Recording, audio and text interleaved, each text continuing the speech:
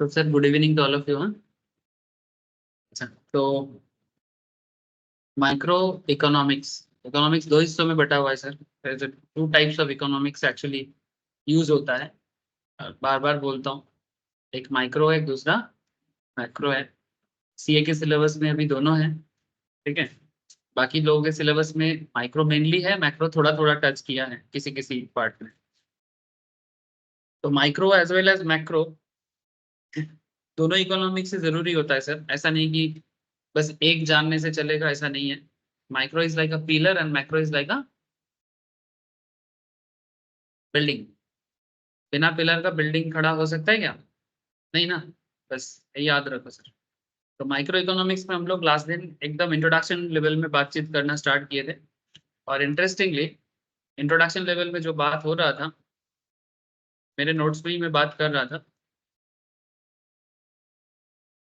Basically economics का main purpose क्या है? How an economy grows and why it does not. किसी भी देश का इकोनॉमिक्स क्यों ग्रो करता है या ग्रो क्यों करना चाहिए, और जब रुक जाता है तो क्यों रुका हुआ है ना। ग्रोथ रुकने के पीछे का वजह क्या है। और एक इंटरेस्टिंग थिंग हम लोग लास्ट क्लास में सीखे थे कि सर, ये जो काफी लोग सर्च करते रहे ना गूगल में कि हाउ टू बिकम रिच, कैसे आप रिच इंसान बन सकते हैं। सर, रिच इंसान बनने का जो रास्ता है ना, वो इकोनॉमिक्स होके ही निकलते हैं सर। ऐसा तो इससे पहले कहीं नहीं सुना, आपसे ही सुनते हैं। शायद आपका ही थ्योरी होगा। नहीं सर, मेरा थ्योरी नहीं है। जो समझदार होते हैं वो समझ जाते हैं, जो नहीं समझना चाहते, उसको कितना भी कान में जाके भी बोल दो ना, वो नहीं समझेगा। उसको ड्रीम इलेवन में ही सच्चाई दिखता है। सौरभ गांगुली जो एडवर्टाइजमेंट दे रहा है ना, सौरभ गांगुली तो गजब कर रहे हैं लोगों को। उसका माई इलेवन सर्कल है। हाँ, लोगों को टेलीफोन करके, वो वीडियो कॉल करके उसका एक दिखा रहा है, वीडियो कॉल करके बता रहे हैं कि हाय वरुण या समथिंग जो भी है, तुमने किस कैसे करोड़पति बना। नहीं, मैं माई इलेवन सर्कल खेल के बना। हाँ, वो एडवर्टाइजमेंट है, वो प्रमोशन कर रहे हैं। तो सौरभ गांगुली उस एडवर्टाइजमेंट के लिए 10 करोड़ लिया होगा, 15 करोड़ लिया होगा, ठीक है। चलो, that's a different thing. But what is the point sir, कि इकोनॉमिक्स जो सब्जेक्ट्स है ना, ये बेसिकली मनी मेकिंग स्किल्स ही बताता है। इसको बताते हैं मनी मेकिंग स्किल्स, पैसा कैसे बनाया जाता है, वेल्थ कैसे बनाया जाता है, ठीक है। तो लास्ट क्लास में मेनली जो डिस्कशंस हुआ था इंट्रोडक्शन टू माइक्रो में, कि सर इकोनॉमिक्स एक स्कार्सिटी प्रॉब्लम को सॉल्व करने वाला सब्जेक्ट है ना। जैसे इकोनॉमिक्स के एकदम बेसिक डेफिनेशंस क्या बताते हैं कि study of economics is individual and social choice, है ना। Study of economics is a individual and social choice in the face of scarcity, है ना। In the face of scarcity माने बेसिकली जब घर में अभाव हो, अभाव माने स्कार्सिटी। ट्रांसलेशन थोड़ी ना करने बोला था। अभाव इन द सेंस जब किसी भी चीज का कमती हो, क्राइसिस। वेरी गुड सर, ऐसे बोलो ना, ठीक है। मैं बोला स्कार्सिटी, अभाव, चलो ठीक है। तो स्कार्सिटी या अभाव, ठीक है। तो अभाव में कोई इंसान कैसे बिहेव करता है, उससे उसका कैरेक्टर का पता चलता है। मतलब भाई, तुम्हारे पॉकेट में जब कुछ नहीं है तब तुम क्या करते हो, उससे पता चलता है कि भाई तुम्हारा कैरेक्टर स्ट्रांग है कि नहीं। समझ में आ रहा है सर। तो कुछ कॉमेडियन लोग कॉमेडी करते हैं, ऐसे बोलना नहीं चाहिए, थोड़ा सा स्लैंग टाइप में हो जाते हैं। कोई बोलता है ना, ऐसे चलो छोड़ो, बोलूंगा नहीं, ठीक है। अब आप लोग उल्टा मतलब निकालोगे, ठीक है, चलो छोड़ दो, ठीक है। वो एक बड़ा फेमस है, जाकिर हुसैन, जाकिर नायक बोल, जाकिर नायक नहीं, क्या नाम है उसका, स्टैंड अप कॉमेडियन है जाकिर, जाकिर खान, हाँ। वो बोलता है, बहुत बोलता है। शायद आप लोग समझ गए होंगे कि क्या बोलता है, ठीक है, चलो छोड़ो, ठीक है। तो पॉइंट इज दैट कि माने किसी का कैरेक्टर का पता कैसे चलता है, कि जब अभाव हो, अभाव में तुम कैसे बिहेव कर रहे हो। तो इकोनॉमिक्स उसी बात का, प्रॉब्लम को सॉल्व करने का बात करता है कि स्कार्सिटी में आपका चॉइस क्या है। कुछ लोग देखना कि गरीबी है, मानो घर पे गरीबी है, तो घर का बच्चा लोग ना गलत काम करने निकल जाते हैं। अच्छा भाई, घर में जब अभाव हो तो गलत काम ही करना है, सही काम नहीं हो सकता है क्या। से फॉर एग्जाम्पल, आपके पॉकेट में पैसा कमती है, घर पे अभाव चल रहा है, बहुत मुश्किल से पापा मेहनत करके घर पे पैसा लाता है, ठीक है। माँ भी सारा दिन रात मेहनत करते हैं, बच्चे लोगों को बहुत सपोर्ट करना चाहता है। बट बच्चा बोल रहा है नहीं नहीं, हमको इतना गरीबी देखा नहीं जाता, हम तो चोरी के गैंग पे घुसेंगे। आजकल मॉडर्न जमाने का गैंग हो गया है सर। जमताड़ा गैंग के बारे में तो सुने ही होंगे आप लोग, है ना। जमताड़ा गैंग क्या है? वो साइबर क्राइम करता था, वो फोन पे वगैरह ये सब में यूपीआई के स्कैम करता था सर। ठीक है, तो ऑप्शंस तो इजी ऑप्शंस तो बहुत है, ठीक है। लेकिन पॉइंट इज दैट कि भाई इजी ऑप्शंस में तो वो आप तब, इसका मतलब थोड़ी कि आप अपना स्कार्सिटी को दूर करने के लिए चोरी या फिर गलत काम करोगे, या फिर फ्रॉड कॉल सेंटर में ज्वाइन करोगे क्या? आपको पता है सेक्टर 5 में फ्रॉड कॉल सेंटर चलता है। फ्रॉड कॉल सेंटर यहाँ से फोन करके कस्टमर केयर की तरह फोन करता है। कहाँ फोन करता है? अमेरिका में फोन करता है। ऐसे इंडिया में क्या हुआ सर लास्ट 20-30 साल में, कुछ हो ना हो, बच्चा लोग कुछ सीखे ना सीखे, एक चीज बहुत अच्छा सीखे, specially the people from this city area, कि इंग्लिश कन्वर्सेशन, और जरूरत पड़ने से अमेरिकन एक्सेंट भी। ठीक है, जहां होगा अमेरिकन एक्सेंट भी बहुत अच्छे से सीखा है, कुछ सीखा ना सीखा, ये जरूर सीखा। क्या कर रहा है यहाँ से अमेरिकन कॉल सेंटर के नाम पे फोन करके, मैं माइक्रोसॉफ्ट से बोल रहा हूँ, ठीक है, मैं हिंदी में बता रहा हूँ सिंपल कि आई एम फ्रॉम माइक्रोसॉफ्ट। और फिर ना माइक्रोसॉफ्ट का ना हर एक लैपटॉप या कंप्यूटर में एक सेम कोड रहता है। मुझे नहीं पता एग्जैक्टली कहाँ वो कोड रहता है, because I am not software geek, but एक कोड रहता है, और फोन करके ना बोलते हैं देखिए आपके कंप्यूटर का ये कोड रहेगा, और कोड को आप, वो देखता है, वो सोचता है सच में माइक्रोसॉफ्ट होगा, और फिर उसको बोलते हैं कि आपका ये सॉफ्टवेयर इश्यूज है, ये बग्स है, वो बग्स है बोल के पैसे, पहले पैसा लेता है और उसके बाद गायब। बहुत चेंज होता है। तो क्या अब में ऐसा ऐसा क्राइम करेगा? कोई ऐसा सोल्यूशन ढूंढना है ना सर, जो सस्टेनेबल डेवलपमेंट करे। सस्टेनेबल डेवलपमेंट माने,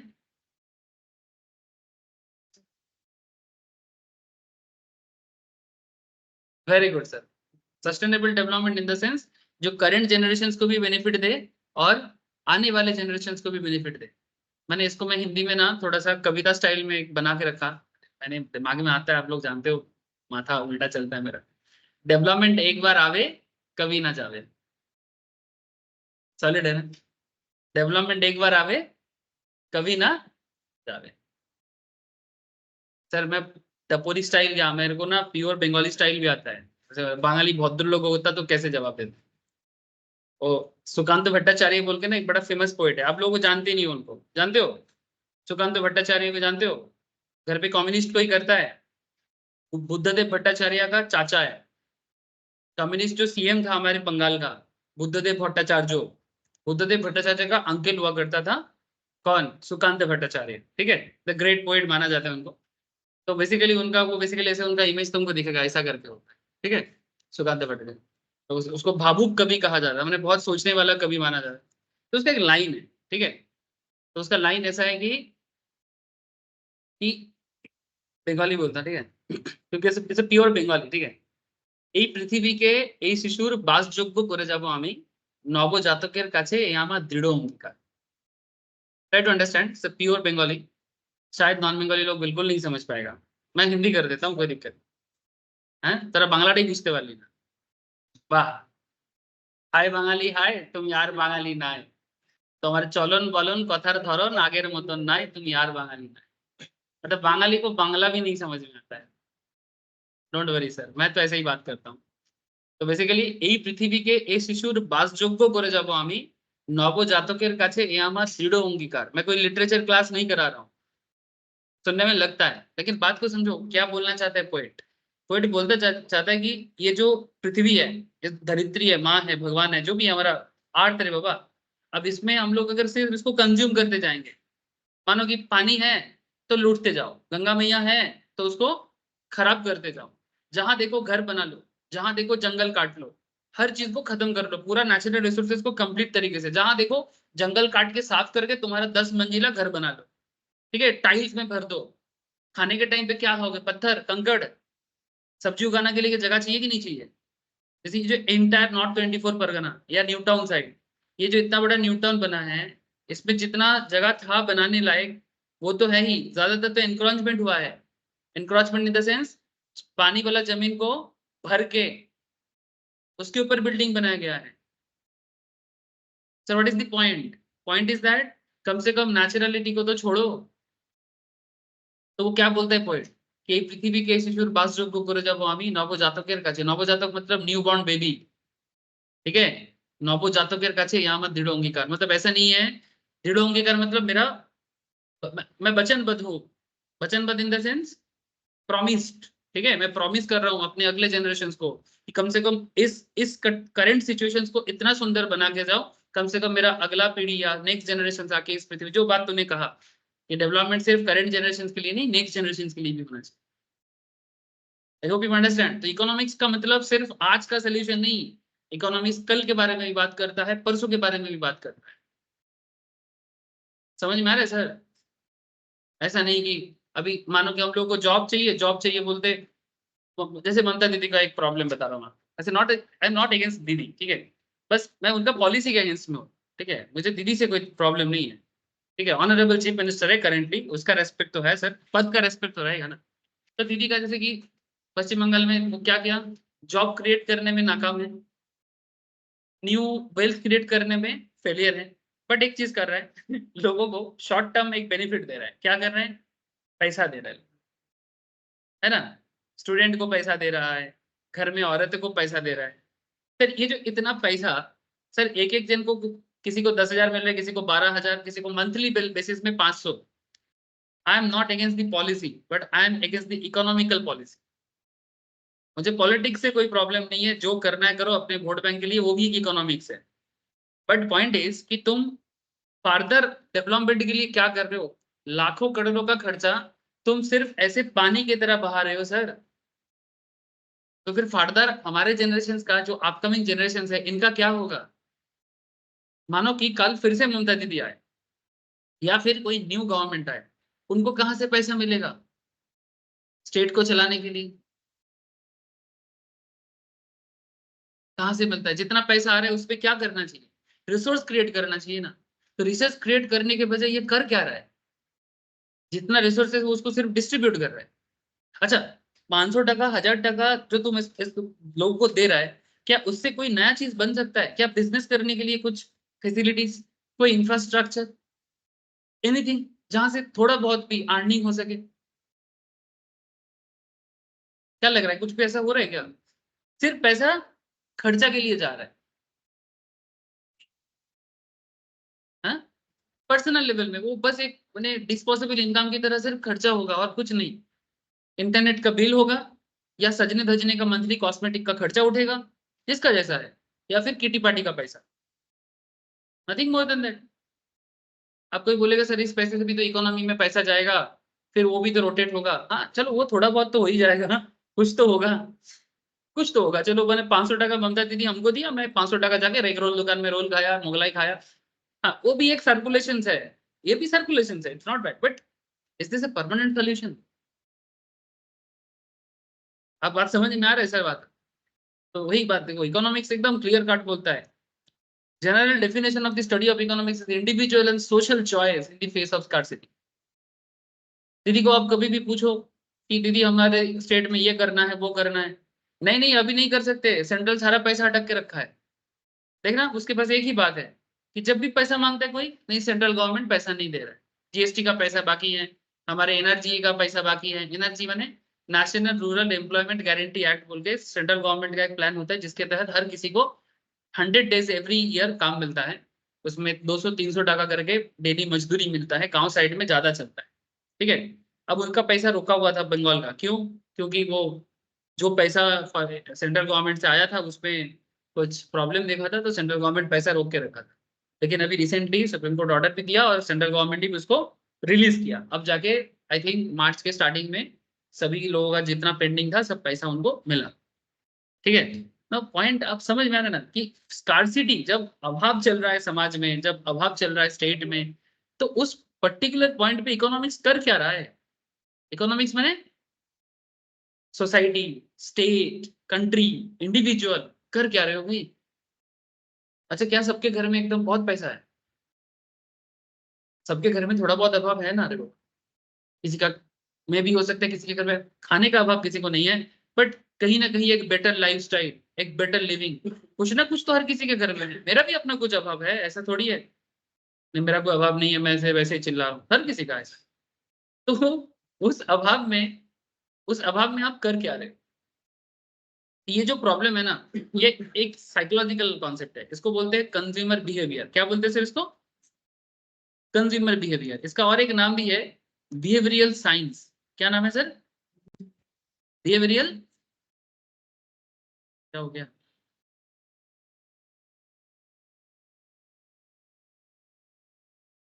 तो और एक नाम क्या है? Behavioural science. बिहेवियरल साइंस माने कंज्यूमर क्या बिहेव करता है प्रॉब्लम सिचुएशन। जैसे कंज्यूमर का एक नॉर्मल बिहेवियर है कि वो अनलिमिटेड मांगता है।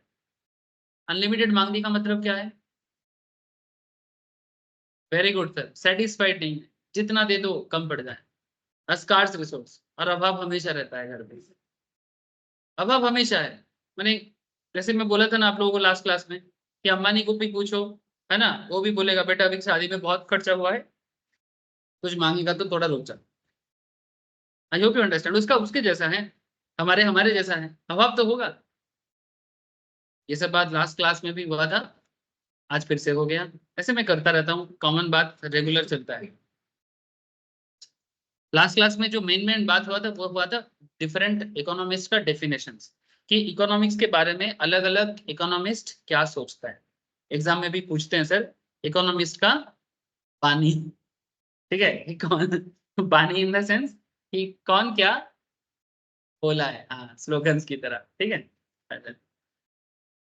तो द बिग क्वेश्चन रोज उठाता है मैं ये सवाल कि माइक्रो एंड मैक्रो का डिफरेंस क्या है, तो जान लो थोड़ा। Sir micro economics and macro economics is the study of particular form. Micro माने, ऐसे माइक्रो का मतलब क्या है? छोटा। मैक्रो माने बड़ा। ऐसे मैक्रो माने ऐसे बोला जाता है कि एग्रीगेट इकोनॉमिक्स भी बोल सकते हो आप, जब किसी भी चीज को टोटल में देखा जाए तो उसे मैक्रो बोलते हैं। अब जब किसी चीज को माइक्रो लेवल में देखा जाए, मैंने इंडिविजुअल लेवल में, जैसे अगर मैं बोलूँ कि आप सबकी घर की फाइनेंशियल कंडीशन के बारे में एनालिसिस करना चाहता हूँ, ठीक है, कि कौन रिच है, कौन मिडिल क्लास है, कौन लोअर मिडिल क्लास है, तो अगर मैं सबके फैमिली का सोच रहा हूँ रिसर्च करने के लिए, सर्वे करने के लिए, ये मैक्रो होगा कि माइक्रो होगा?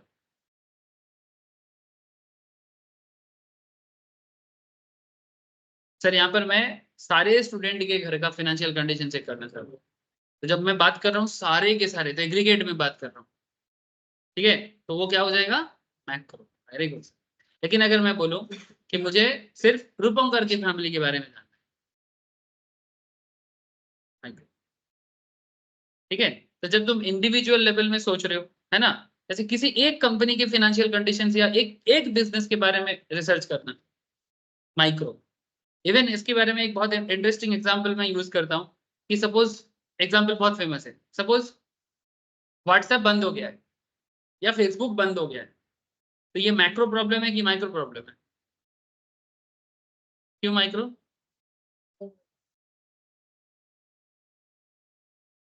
बिकॉज फेसबुक अपने आप में एक ही कंपनी है, ठीक है, मेटा के अंदर आता है ना sir, Meta is the parent organization, तो मेटा एक ऑर्गेनाइजेशन है। लेकिन ज्यादातर केस में ना आंसर क्या आता है? फेसबुक बंद हो गया, बहुत बड़ा प्रॉब्लम है, क्योंकि फेसबुक यूजर बहुत है ना, फेसबुक यूजर बहुत है, तो उसका नॉर्मल जब होता है फेसबुक बंद होना कोई छोटा मोटा बात नहीं है, बड़ा बात होगा तो मैक्रो है। नहीं सर, आप इंडिविजुअल लेवल पे बात का मतलब है कि जब मेटा के बारे में बात उठ रही है कि मेटा में इश्यूज हुआ है, तब वो मैक्रो इश्यूज है, सॉरी माइक्रो इश्यूज है।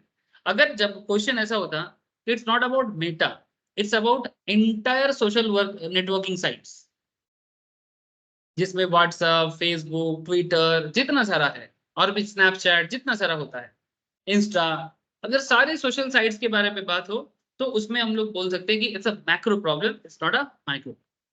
ऐसे देखना कभी कभी ऐसा होता है कि फेसबुक काम नहीं करता है ना, व्हाट्सएप में मैसेज नहीं जाता, तो सिर्फ व्हाट्सएप का प्रॉब्लम एक माइक्रो इश्यूज है, it's not a macro issue. हो सकता है कि उसका यूजर्स बहुत है, बट इकोनॉमिकल एंगल से इशू जो है वो माइक्रो लेवल इशूज है, क्योंकि हमें एक ही इंडिविजुअल कंपनी के बारे में डिसीजन लेना है।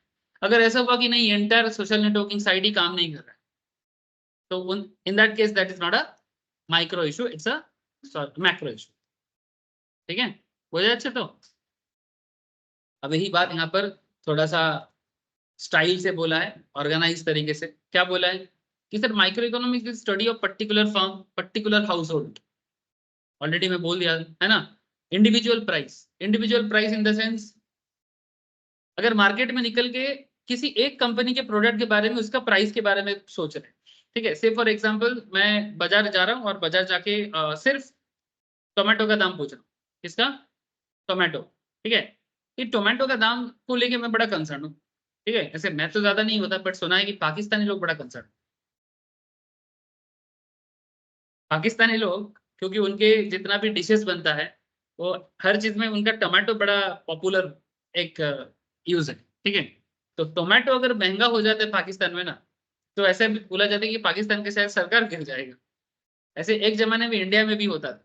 एक बार इंडिया में ऑनियन को लेके ज्यादा होता है। एक बार ऐसा हुआ था, ऑनियन का दाम ज्यादा हो गया तो इंदिरा गांधी का गवर्नमेंट लूज हो गया, जस्ट बिकॉज ऑनियन का दाम कंट्रोल नहीं कर पाया था गवर्नमेंट। आजकल ये सब नहीं होता। क्यों सर? पब्लिक एडुकेटेड हुआ है। पब्लिक को अभी ऑनियन टोमेटो के बाहर भी बहुत कुछ देखने लगा है। ठीक है, समझ में आ रहा है सर? पेट्रोल महंगा कर दो, पेट्रोल महंगा कर दो, फिर भी पब्लिक को समझ आ गया है, क्योंकि पब्लिक एडुकेट हुआ है।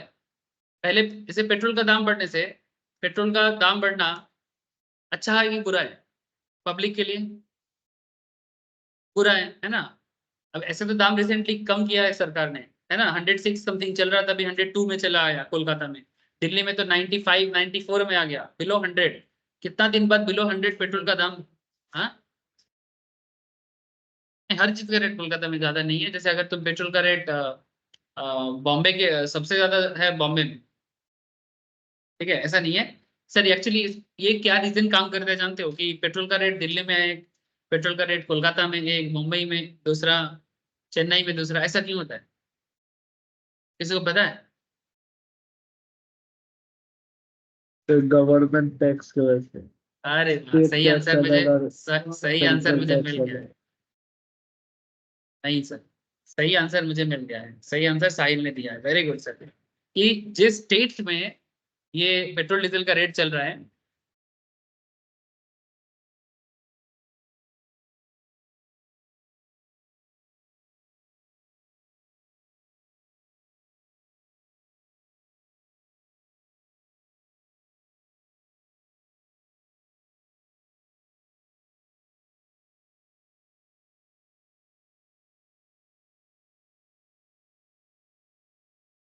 न्यू दिल्ली में 94.72। हाँ सर, न्यू दिल्ली में 94.72, नहीं सॉरी, हाँ, मुंबई में 104.21, कोलकाता में 100.85, नहीं, कोलकाता में 103.94, चेन्नई में 100.84। चार बिग सिटी है, चारों बिग सिटी में अलग अलग रेट चल।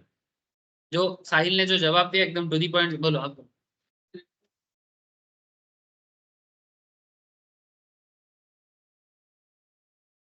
भगवान ने मुंह दिया तो कुछ भी बोलेगा।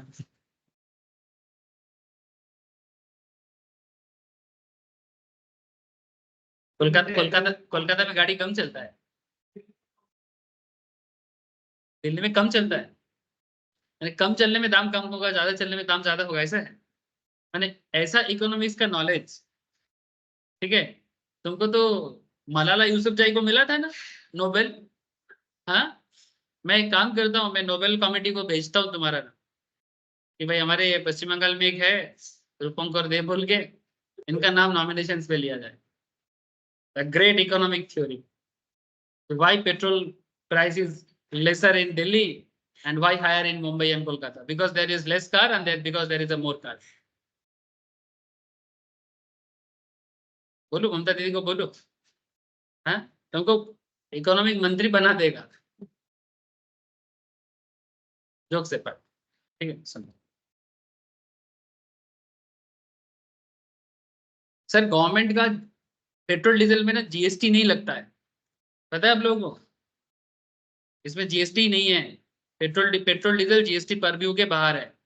तो क्या लगता है इसमें? इसमें लगता है VAT, state VAT.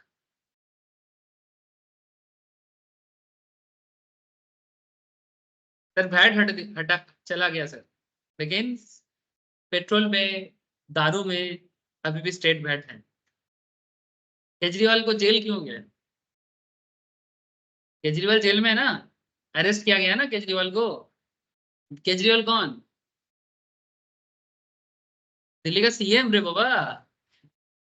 Chief minister of Delhi अभी जेल में है, अभी सब्जेक्ट टू प्रूवमेंट है कि गिल्टी है कि नहीं, हो तो पता लग जाएगा। लेकिन जिस आरोप कोर्ट का ऑर्डर से हुआ है, बीजेपी ने नहीं अंदर किया, कोर्ट ने किया। ठीक है, ये सब गलत बात न्यूज पहले दिखा दी। कोर्ट ने ऑर्डर दिया तब हुआ है, कोर्ट कोर्ट थोड़ी बीजेपी का होता है। हाँ ऑब्वियसली बीजेपी पीछे लगा है। ठीक है कल जब कल जब ऐसा होगा, मानो 10 साल बाद ऐसा होगा कि सरकार आज आज सरकार दिल्ली में सरकार बीजेपी का है, कल ऐसा हो सकता है 10 साल 15 साल बाद सरकार किसी और का होगा, तो वो लोग दूसरे के पीछे लगेगा। अच्छा है, ये इसमें अच्छा ही है, कम से कम ये उसके पीछे लगने से कम करप्शन तो कम हो जाए। एक चीज तो हुआ ना, पहले हम लोगों को लगता था कि नेता मंत्री होगा कुछ नहीं हो सकता, ये चीज प्रूव हो गया कि नेता मंत्रियों का भी हो सकता है। ये जो भरोसा दिया ना करेंट गवर्नमेंट ने, ये बात मानना पड़ेगा, भले ही तुम बीजेपी को पसंद करो ना करो, डजेंट मैटर। कुछ मेरा बात समझ में है सर? हो सकता है तुमको वो दाढ़ी वाला मोदी पसंद नहीं, हो सकता है, हो सकता है तुम्हारे फैमिली में उसको देखने से ही गाली देता है, कोई दिक्कत नहीं। बट एक चीज प्रूव हुआ ना कि आइन सबके लिए बराबर है। ये पहले कभी नहीं देखा हम लोगों ने, देखा कभी? हम लोगों को लगता था कि नेता मंत्री कितना भी बड़ा गुनाह करे उनको सजा होता नहीं है, बट क्या देख रहे हैं सर, बंगाल में क्या देख रहे हैं, दिल्ली में क्या देख रहे हैं, बिहार में क्या देख रहे हैं? इसका मतलब लॉ का यूज होता है, और लॉ सबके लिए बराबर है। ये बात का प्रमाण हो गया। मैंने अगर 2024 में हमें लॉ एंड ऑर्डर इस हालत में देखने को मिल रहा है, तो इमेजिन 2047 जब आएगा तो हम लोग को क्या भारत देखने को मिलेगा? बोलो। हाँ हाँ, तो जब वही तो मैं बोला, तो मेरा बात ही नहीं सुना।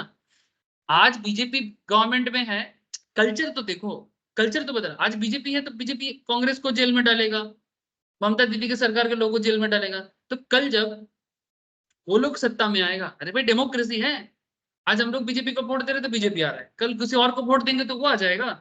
थोड़ी ना इनका बाप का जगह है। नहीं समझे आप मेरा बात? तो मेरा सिंपल बात है कि आज अगर कल जब वो लोग जाएगा, मानो कि कल ममता दीदी का सरकार बंगाल में सेंट्रल में आ जाता है, टीएमसी स्टेट सेंट्रल गवर्नमेंट बन गया, ममता दीदी प्राइम मिनिस्टर ऑफ इंडिया, क्या हुआ? हार्ट अटैक आ रहा है अच्छा ठीक है, नहीं नहीं सर, हो सकता है ऐसे। ठीक है, ऐसे उनका पावर है बहुत, नहीं उनका बहुत एमपी है, हो सकता है, बहुत कुछ हो सकता है ना। क्वेश्चन उठता है तब तो मोदी तो तब नॉर्मल बंदा बन जाएगा, है ना? तब वो मोदी को जेल पर डाले ना, क्या दिक्कत है? पर डेमोक्रेटिक राइट है, तुम प्रूव करो। जेल जेल में तो मोदी को टीएमसी नहीं डाल सकता, तुमको प्रूव करना पड़ेगा, कोर्ट का ऑर्डर जाएगा, फिर कोर्ट करेगा, तो इट्स ए गुड थिंग ना। अल्टीमेटली यही तो डेमोक्रेटिक राइट है। देखो भाई, समझदार का मैं तो समझदार लोग हूँ, मैं समझना चाहता हूँ कि क्या ये चीज बहुत लोग बोलते हैं कि नहीं सिर्फ तो विरोधी को ही डाल रहे हैं, हाँ ठीक है, बीजेपी का भी बहुत सारे गुनेगार लोग हैं, उनको नहीं डाल रहे, I agree with that. But कल वो लोग सत्ता में आएगा तो बीजेपी के गुनेगार को डाले, कम से कम, कम से कम एटलीस्ट डेमोक्रेटिक राइट का यूज तो करे। ये बात को घर पे बैठ के सोचना, ठीक है? वोट तुम अपनी मर्जी से दो, बट जो चल रहा है उस चीज को समझने का कोशिश करो। और मैं वही मुद्दा उठाया सर, कि जो मैं वो रियलाइज हुआ वही मुद्दा। हाँ सर, समझ में आ रहा है? चलो, तो पेट्रोल डीजल में वैट लगता है सर। अब तुमने सवाल किया कि वैट तो अभी नहीं है। सर पेट्रोल डीजल पे वैट है, दारू में वैट है। और केजरीवाल का नाम क्यों उठाया? वो एक्साइज पॉलिसी में वो वैट का स्कैम हुआ है, उसके अगेंस्ट में आरोप है कि वो ब्राइब लिया है और टैक्स का पैसा एक्स्ट्रा करके लॉ पास करा के उसका पैसा पार्टी के लिए और पर्सनल प्रॉपर्टी में लगाया। ये आरोप है उनके ऊपर।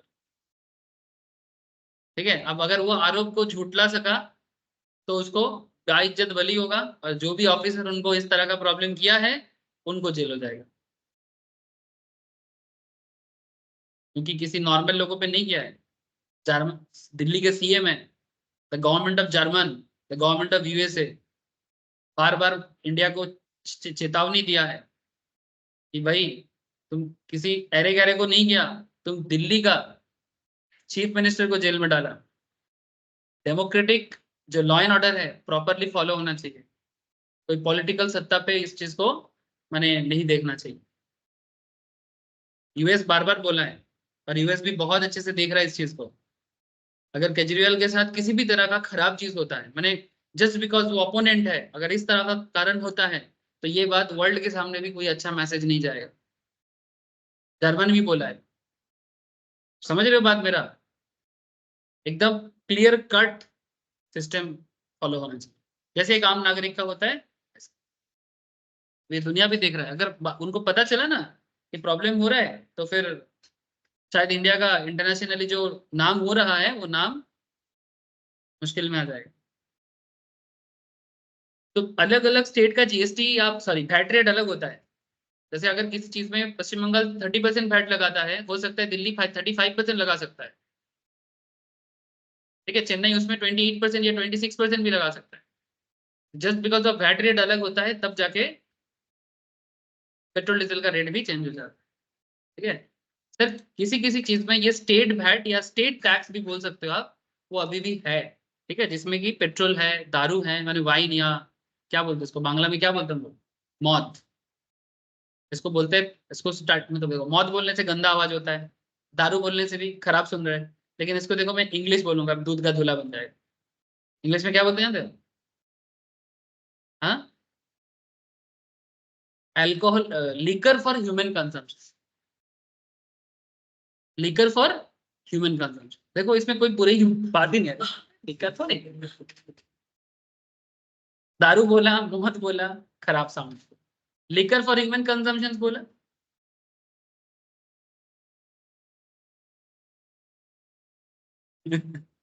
जस्ट कॉमेंट, मतलब जोक से पार्ट सर, समझ समझ गया सर। हाँ, तो यहाँ पर मैं किस चीज के बारे में बात कर रहा था? पेट्रोल के प्राइस के बारे में बात कर रहा था। तो ये कौन सा इकोनॉमिक्स है? माइक्रो। Thank you sir. अच्छा, एक स्टेट के बारे में अगर एक स्टेट का करते तो माइक्रो है, बट क्योंकि मैंने अलग अलग सिटी का कर दिया तो मैक्रो हो जाएगा। सिर्फ कोलकाता का पेट्रोल प्राइस पे बात होता तो माइक्रो, लेकिन जब मैं कोलकाता के नहीं, एंटायर कोलकाता इंडिया का बड़े बड़े सिटीज के बीच में कर रहा हूँ तो मैक्रो। ठीक है, वेजेस, इनकम। अच्छा, वेज के बारे में रिसेंटली एक डेटा आया है, चलो नहीं तो आप लोग बोलोगे सर आप प्रो बीजेपी बात करते हो मुझे। रिसेंट एक डेटा आया है, लास्ट 45 ईयर्स में, सेंट्रल गवर्नमेंट का डेटा है। लास्ट 45 ईयर्स में सबसे कम एम्प्लॉयमेंट करेंटली हुआ है लास्ट 2 साल। लास्ट 45 ईयर्स में इतना कम एम्प्लॉयमेंट रेट नहीं हुआ है। यानी सॉरी, बेसिकली मैंने एम्प्लॉयमेंट रेट मैंने अनएम्प्लॉयमेंट बढ़ गया, बेसिकली अनएम्प्लॉयमेंट बढ़ गया लास्ट 5 साल में हुआ है। मैंने लास्ट 5 साल नहीं बोलेंगे, 2022 तक ठीक था। 2022 20 से 24 के बीच में ये प्रॉब्लम ज्यादा हुआ।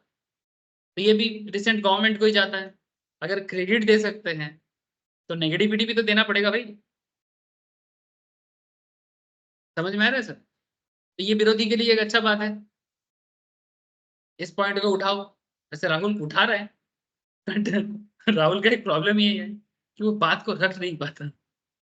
राहुल गांधी कर रहे हैं ना, बार बार बोल रहे हैं कि बीजेपी के क्या किया, एम्प्लॉयमेंट क्रिएट नहीं कर पाया, एम्प्लॉयमेंट क्रिएट नहीं कर पाया। बात उठा रहे हैं, ऐसे बात नहीं उठा नहीं रहा है, लेकिन बात को उस तरीके से नहीं रख पा रहे। मतलब एकदम लाउडली जो रख पाने का एक होता है, वो बात थोड़ा सा मुश्किल है। ऐसा नहीं है, देश में प्रॉब्लम बहुत है, अगर प्रॉब्लम को कोई उठा पाए तो। जैसे चलो फिर से हिंदू मुस्लिम बात याद आती है। ये सीपीएम का केरला का एक चीफ मिनिस्टर है, मैं उसका नाम भूल जाता हूँ क्योंकि केरलियन स्टाइल में है तो नाम याद नहीं रहता। कम्युनिस्ट है इतना पता है। हाँ, नहीं नहीं, स्टालिन तो चेन्नई है, तमिलनाडु का है। केरला का कुछ और नाम है वो, साउथ इंडियन नेम है ना, भूल जाता हूँ, थोड़ा सा बड़ा होता है। तो उसने एक बहुत अच्छा एक पॉइंट किया कि आजाद, ये जो हम लोगों के देश में दो नारा लगता है ना, जय हिंद और भारत माता की जय। अब ये भारत माता की जय वाला स्लोगन भी एक मुस्लिम का दिया हुआ है, और जय हिंद स्लोगन भी एक मुस्लिम का ही दिया हुआ है। मुझे अभी नाम याद नहीं है, आप लोग गूगल करके निकाल सकते हैं। हाँ? क्या? एम के विजयन ना, होगा, मतलब वो केरला का कोई लीडर ने बात किया। तो क्योंकि बीजेपी थोड़ा सा प्रो हिंदू बात करता है, लेकिन आजकल ऐसा नहीं है, उसका उसका सिस्टम अभी बदल गया है। ठीक है, बहुत यूपी में तो इतना मुस्लिम है, भर भर के वोट देता है बीजेपी को, आसाम में देता है, महाराष्ट्र में देता है, तो इट्स नॉट लाइक दैट। लेकिन फिर भी ऑपोजिशन वाले उसी वही मुद्दा को उठाते हैं कि बीजेपी प्रो हिंदू वाले हैं और मुस्लिम को पसंद नहीं करता है। तो वो साउथ से, केरला से वो बोल रहे हैं कि भाई भारत माता की जय बीजेपी का बड़ा स्लोगन है, वो हर मंच में बोलता है। तो भारत माता की जय तो मुस्लिम का दिया हुआ है, तो क्या करोगे, नहीं बोलोगे? जय हिंद तो मुस्लिम का दिया हुआ है, तो क्या करोगे, नहीं बोलोगे? ऐसे बीजेपी इसका जवाब नहीं दिया, बट मैं बोल रहा हूँ आपको कि ऐसे तो बहुत सारा मुद्दा उठ सकता है। ठीक है, सर इकोनॉमिक्स और पॉलिटिक्स ना बड़ा कनेक्टेड है, तो मैं इसको हटा नहीं पाता जब भी बात करूंगा, क्योंकि इकोनॉमिक्स बनाने वाला कौन होता है? पॉलिटिशियंस ही तो होता है। एक स्टेट का इकोनॉमी पॉलिटिशियंस ही तो डिसाइड करता है।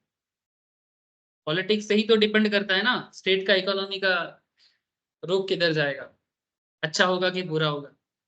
हाँ, सिर्फ धर्म का राजनीति होगा कि कुछ काम का भी बात होगा? तो समझ में आ रहा है सर? हाँ, जात पात के बाहर इंसानियत बोल के भी कुछ चीज है कि नहीं है? डेवलपमेंट नाम का भी कुछ चीज है कि नहीं है? एम्प्लॉयमेंट जनरेशन का भी कुछ चीज है कि नहीं है ना? 10, it is a study of a particular unit rather than all units combined. मैंने सबको एक साथ नहीं देखते हैं माइक्रो, माइक्रो सबको सिंगल सिंगल ही देखता है। Micro economics theory deals with the problem of allocation of resources. Under micro economics main जो कॉन्सेप्ट आता है दैट इज प्रोडक्ट प्राइसिंग और प्राइस थ्योरी। ठीक है, बहुत इंपॉर्टेंट टॉपिक है price theory in the sense. चलो एक थोड़ा सा बिजनेस वाला बात करते हैं, नहीं तो आप लोग बोलोगे सर आप ना सिर्फ क्या बोलते हैं उसको, कंट्रोवर्सी करते हैं। थोड़ा सा बिजनेस टाइप का बात करते हैं। आप लोग नूडल्स खाते हो? कौन सा नूडल्स पसंद है? मैगी? हाँ, मैगी ना। आपको पता है नूडल्स मार्केट में मैगी का कितना मार्केट शेयर है? हाँ,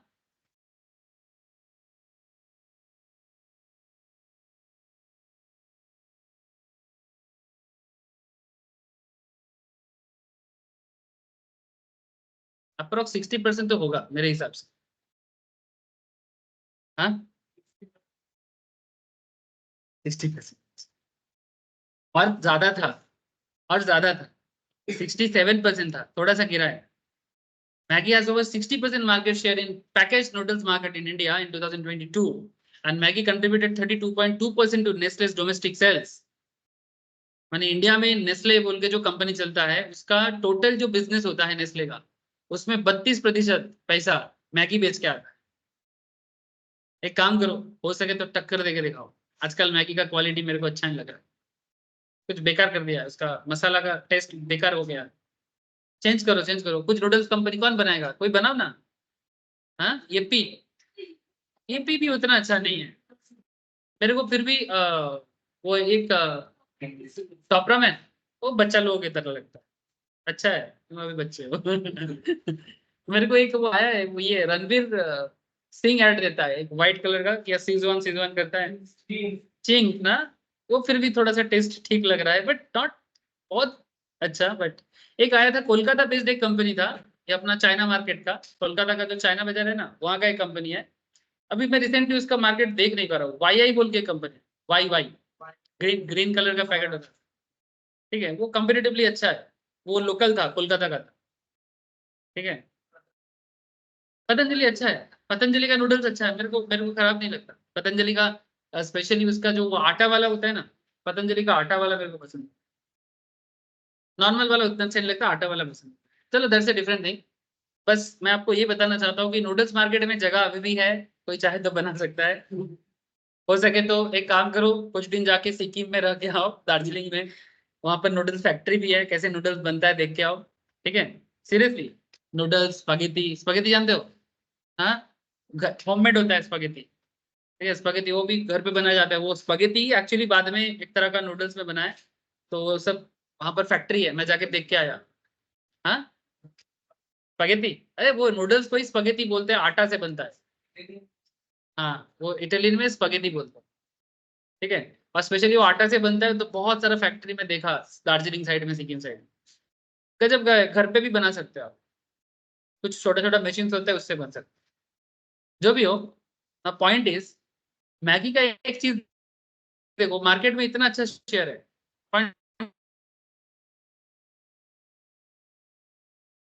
भी नोटेड के बैटरी का स्टैंडर्ड जो पैकेट है कितना रुपीज है?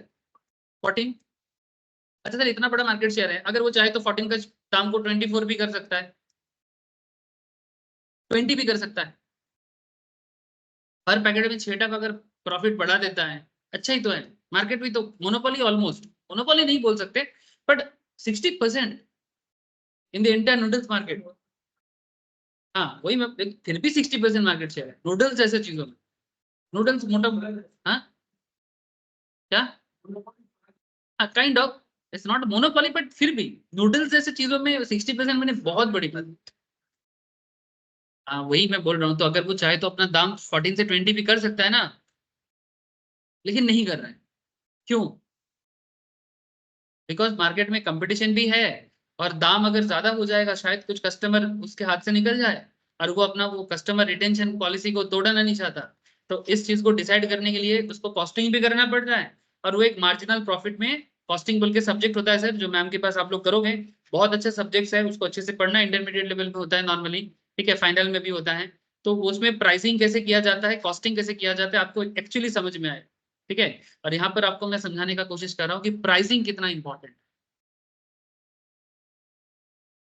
प्राइसिंग कितना इंपॉर्टेंट, ठीक है। तो ये हो गया प्राइसिंग थ्योरी, ठीक है। अब बाकी जब मैं आपको प्राइसिंग के ऊपर बात करूंगा, मौका मिलेगा, अब मतलब एडवांस लेवल में, तो मैं कभी बात कर लूँ।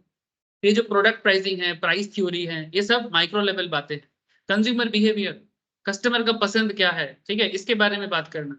इसके ऊपर तो इसी चैप्टर में ही बात होगा सर, डिमांड के अंदर ही आ जाता है। थ्योरी ऑफ फैक्टर प्राइसिंग, ये भी बातचीत होगा। स्टडी ऑफ ए फार्म, ये भी डिस्कशन होगा, ठीक है। स्टडी ऑफ ए फार्म माने हर बिजनेस का, फार्म माने यहाँ पर कंपनी, ठीक है। तो वहां पर एक एक फार्म का क्या पॉलिसी होना चाहिए, ठीक है, वो पॉलिसी भी डिसाइड करता है।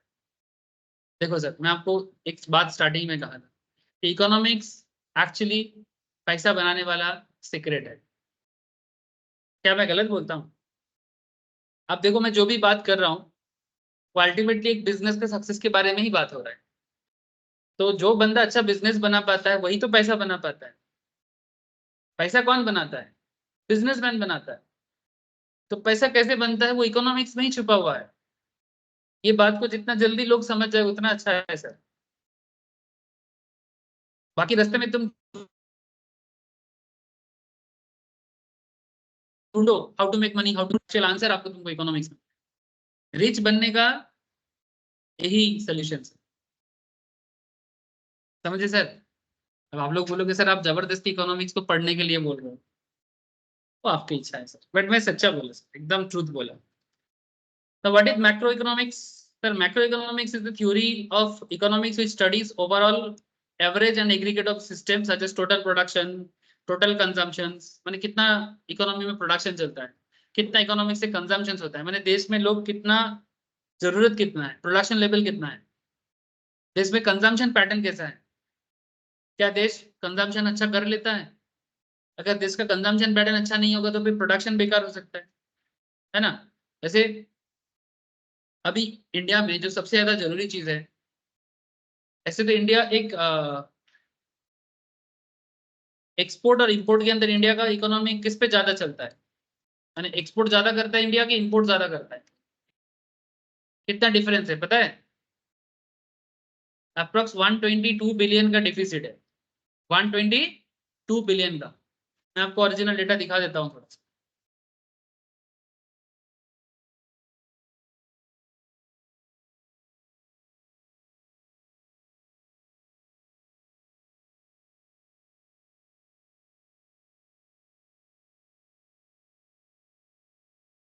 इंडियन इकोनॉमी, ये क्या निकला? ये तो इंडिया निकल गया। हमें चाहिए Indian economy, economy of India. ये देखो सर, एक्सपोर्ट मिल गया। ये 2022-23 का लास्ट डेटा है। ऐसे आप वर्ल्ड बैंक का डेटा, आईएमएफ का डेटा, या फिर इंडियन स्टैटिस्टिकल इंस्टीट्यूट का डेटा भी चेक कर सकते हैं, बट ये लोग थोड़ा सा एक्सटर्नल डेटा यूज करता है, तो फिर भी एक आइडिया तो मिल जाएगा। इंडिया लास्ट 22-23 में 770 बिलियन का एक्सपोर्ट किया है, 770 बिलियन का, लेकिन इंडिया ने इंपोर्ट किया 892 बिलियन।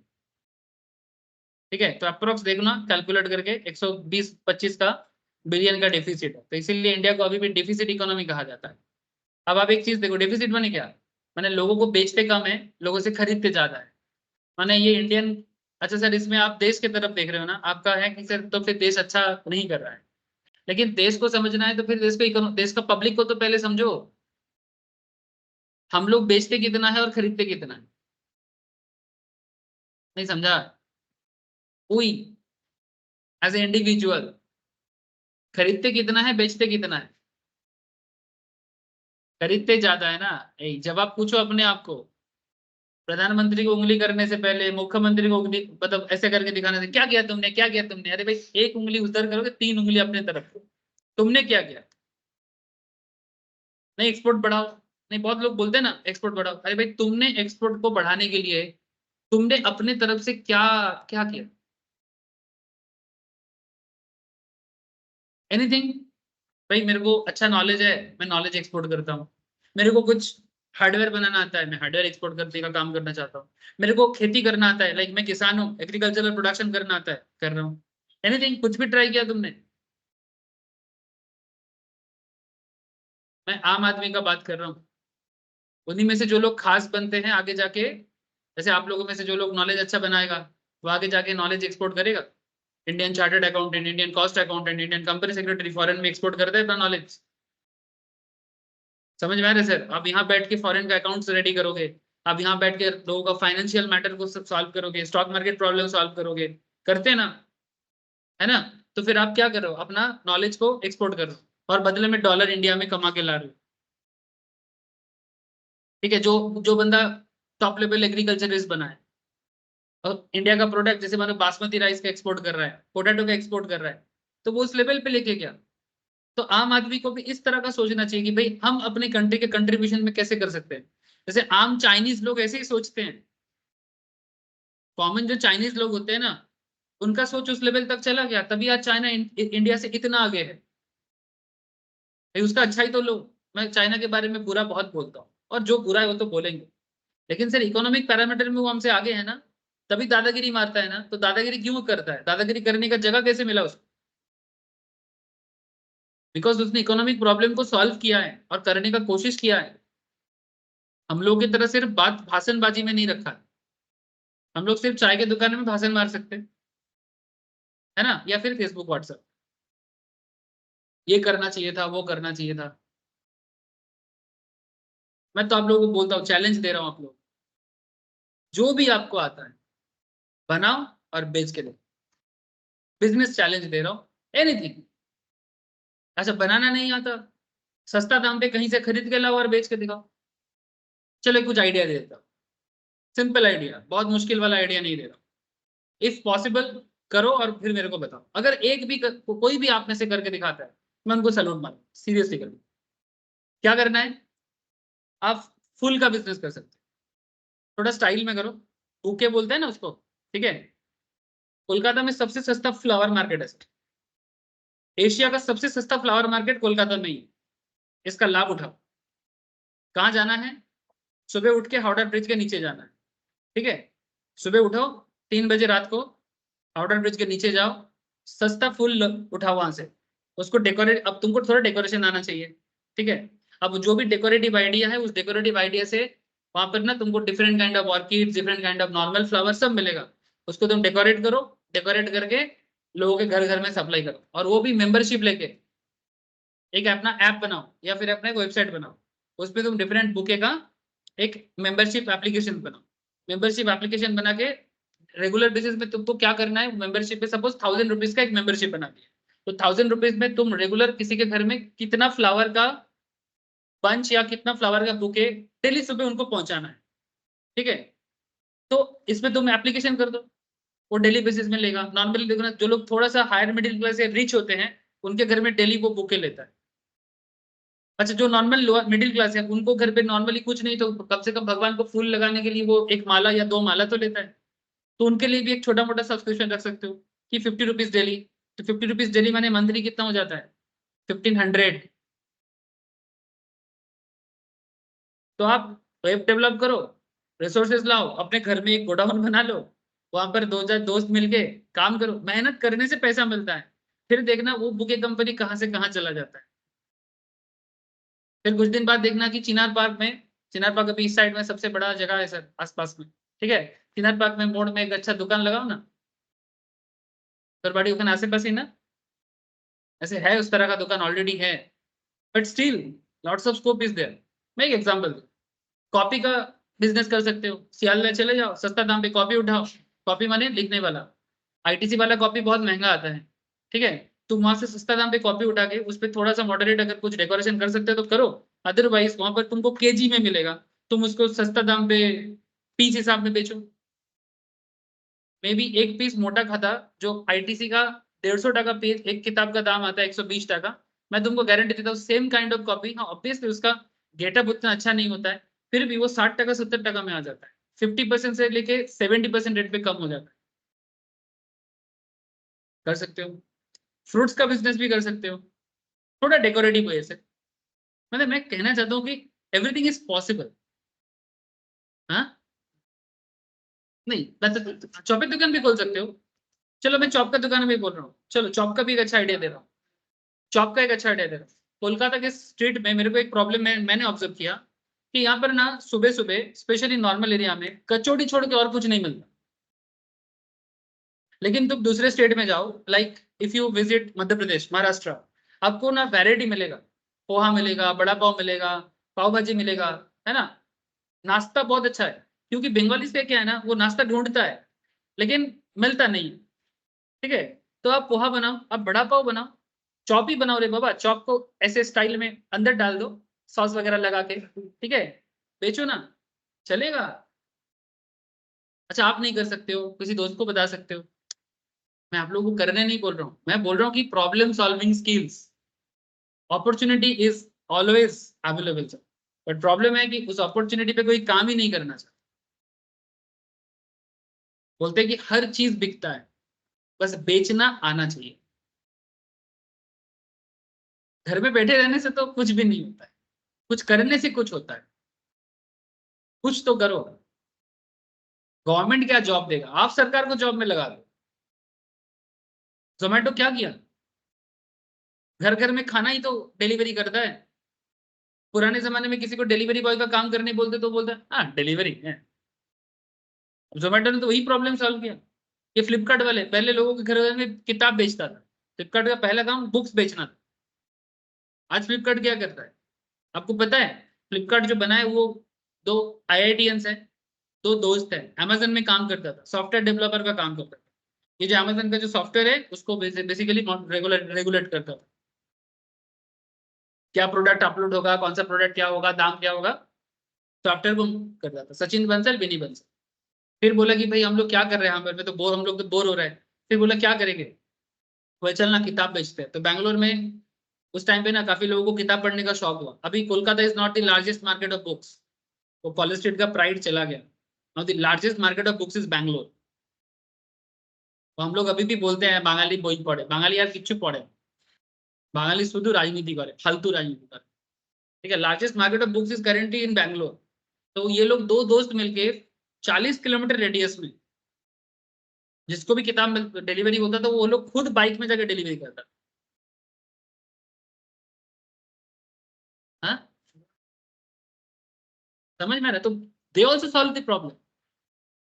और मैं जब आप लोगों को बोला तो आप लोग सोच रहे हो कि नहीं चौपे दुकान फुले दुकान ये क्या चल, बट आप लोग सोचो ना, थोड़ा लेवल हाई करके सोचो ना। ममता दीदी ने जब ये बात बोला ना चौपे दुकान, तो उनका बात लोगों ने नेगेटिव वे से लिया, बट मेरे हिसाब से बात को अगर पॉजिटिवली लिया जाता तो it's not a bad thing, वो बेसिकली कुछ करने के लिए बोला था। ऐसे एक चीज है ममता दीदी से सीखने के लिए, कि ममता दीदी बहुत मेहनती है, अगर उनसे इंस्पिरेशन लेना है, उनका एक प्रॉब्लम है कि वो, उनका दिमाग उतना हायर लेवल तक जाता नहीं है, ठीक है, यही उनका प्रॉब्लम है, मैंने बिग प्रॉब्लम सॉल्व नहीं कर सकता, लेकिन एक चीज तो आप उनसे सीख सकते हैं ना हम लोग, कि वो इतना मेहनत करो, क्या मेहनती है, serious, at the age of 65 66, है ना, 67 आई थिंक, ठीक है, फिर सोचो आप मेहनत का लेवल सोचो आप, अभी भी किस तरह का मेहनत, सीखना चाहिए सर। इसीलिए मंत्र देव बोला कि कुछ नहीं तो कम से कम शॉप का दुकान ही खोल लो। अच्छा बात है, क्या खराब है? आप नहीं खोलोगे कोई और खोल सकता है। तो मैक्रो इकोनॉमिक्स क्या कर रहा है सर? बड़ा प्रॉब्लम सॉल्व कर रहा है, एम्प्लॉयमेंट इशू सॉल्व कर रहा है। ये देखो, economic growth and development, national income, employment and money. तो हम लोग इतना देर से क्या बात कर रहे थे? इतना देर से मैं क्या बात कर रहा था? आप लोगों को लग रहा था कहानी सुना रहे अपने मर्जी का? नहीं, मेरे हर कहानी के पीछे कुछ ना कुछ रहता है। मैं फालतू का नहीं बकता हूँ सर, तो लगता है लोगों को मैं फालतू का। सारा दिन ऐसे ही बहुत बकना पड़ता है, फालतू का बक के क्या फायदा? ठीक है। तो इनकम का बात ही कर रहा था मैं, एम्प्लॉयमेंट का बात कर रहा था मैं, मनी का बात कर रहा था। तो वह ना, सब macro economic problem, income, money. कल अगर आपका बुके बिजनेस चल स्टार्ट हो जाता है, अच्छा हो जाता है, तो वहां पर एम्प्लॉयमेंट भी क्रिएट हो जाएगा। होगा कि नहीं होगा? आप 4 आदमी को रख सकते हो, करो ना, कुछ तो करो ना, पढ़ते पढ़ते करो। पापा से 10,000 मांगोगे मोबाइल के लिए, मोबाइल मत खरीदो, कुछ काम का काम करो। ऐसा कुछ करो 10,000 टका से कैसा लाखों मोबाइल खरीद सको। Please try to understand what I want to से।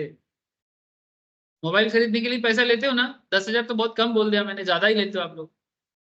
उसी 20,000 30,000 से कुछ करो ना। दे देता है माँ पापा आजकल, 20-30 हजार बच्चे को आराम से दे देते। नहीं देता? बोले नहीं देता है। एक स्टूडेंट है सर, केक का बिजनेस करता है, लेकटाउन का। ठीक है, क्या गजब का केक का बिजनेस करता है। अब उनका केक का डेकोरेशन देखोगे ना, माथा खराब। वो मोटा मोटी कॉलेज स्टूडेंट है, ठीक है, कॉलेज हो गया उसका, लड़की है। क्या गजब का लड़की, कम से कम। मैं उसके एक दिन हिसाब ले रहा था, ऐसे पूरा डायरेक्ट बोल नहीं रहा था, शर्मा रहा था, बट मैंने हिसाब लगाया, on an average 20 to 25,000 monthly earn कर लेते हैं घर में बैठे। सिर्फ डेकोरेटिव केक बनाता है, लोगों से ऑर्डर लेता है, व्हाट्सएप और फेसबुक के थ्रू से ऑर्डर लेता है।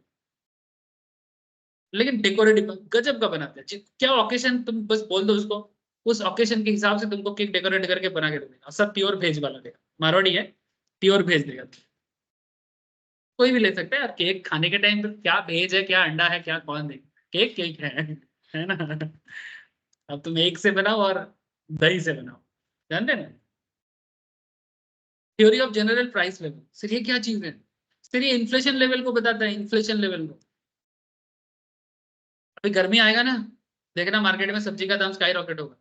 क्यों? क्योंकि वो ठंड वाला सब्जी खत्म होगा, और ये बारिश वाला सब्जी अभी तक आएगा नहीं। तो ये बीच में ना एक गैप क्रिएट होगा, और ये गैप में चीजों का दाम बढ़ेगा। तो जब एक साथ सारे चीजों का दाम बढ़ता है ना, तो इन्फ्लेशन क्रिएट होता है, जिसको हम लोग महंगाई बोलते हैं हिंदी में, बांग्लाते वाले मूल्य वृद्धि बा मुद्रास्फीति, ऐसे बोलते हैं ना। हाँ, अभी देखो ये सब बंगाली सुना ही नहीं। Theory of economic growth and development, theory of international trade, इसमें से कोई कोई टॉपिक हम लोग मैक्रो इकोनॉमिक्स में पढ़ेंगे। ठीक है, जैसे कि नेशनल इनकम, एम्प्लॉयमेंट, मनी, ये सब ऑलरेडी ना मैक्रो इकोनॉमिक लेवल डिस्कशन है। हाँ बोल।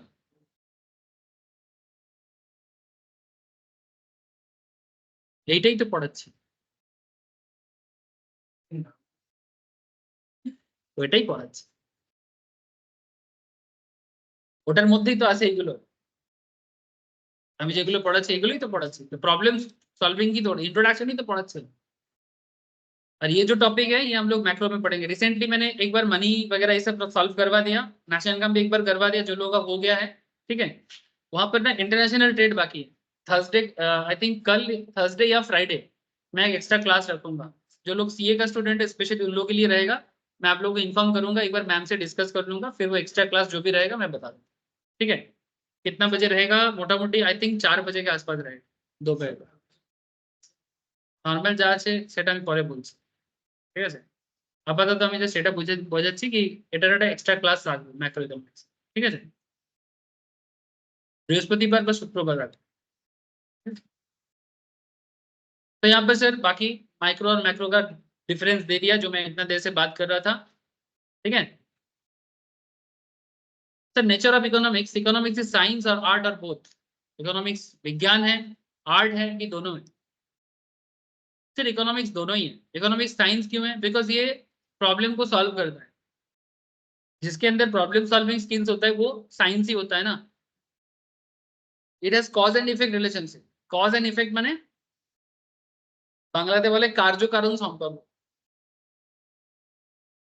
कार्य कारण संपर्क। तुम लोग कभी फिलोसॉफी पढ़े हो? पढ़े चीज फिलोसॉफी में कार्य कारण संपर्क फिलोसॉफी से पढ़ना। ठीक है sir. Philosophy is a very interesting subject. अगर कभी ऐसे ही शौक में कभी पढ़ने का मौका मिले तो पढ़ना। लॉजिक के बारे में बात करता है philosophy. It's all about logic, cause effect relationship. बड़ा गजब बोलता है। मैंने कुछ बात तो बड़ा मैंने प्रूव करने के लिए वेस्टर्न फिलोसॉफी सिर्फ लॉजिक में बात करता है। लॉजिक बेकार लॉजिक भी होता है। जैसे एक लॉजिक बताते हैं वेस्टर्न फिलोसॉफी, बोलते हैं कि ये जो एक बकरा होता है ना, जिसको हम लोग बोलते हैं राम छागल बोलते हैं ना, ये ऐसे बड़ा बड़ा दाढ़ी होता है हम लोग लड़का लोगों की तरह, है ना। तो बोलते हैं राम छागल का भी बियर्ड्स है, दाढ़ी है, और रविन्द्रनाथ टैगोर का भी दाढ़ी है। तो फिर क्या रविन्द्रनाथ टैगोर राम छागल है? लॉजिक कुछ भी बकता रहता है।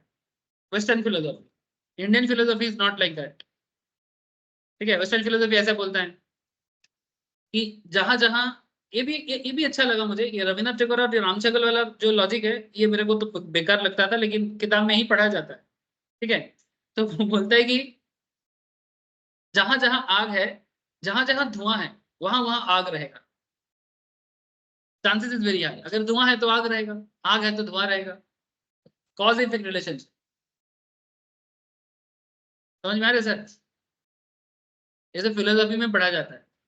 मैं पढ़ता था, मेरा दोस्त लोगों का था, वो लोग नहीं पढ़ता था, मैं उनका किताब लेके पढ़ता था। बोलते थे जो लोग बेसिकली आर्ट्स पढ़ता है ना, उनका ये फिलोसॉफी सब्जेक्ट होता है।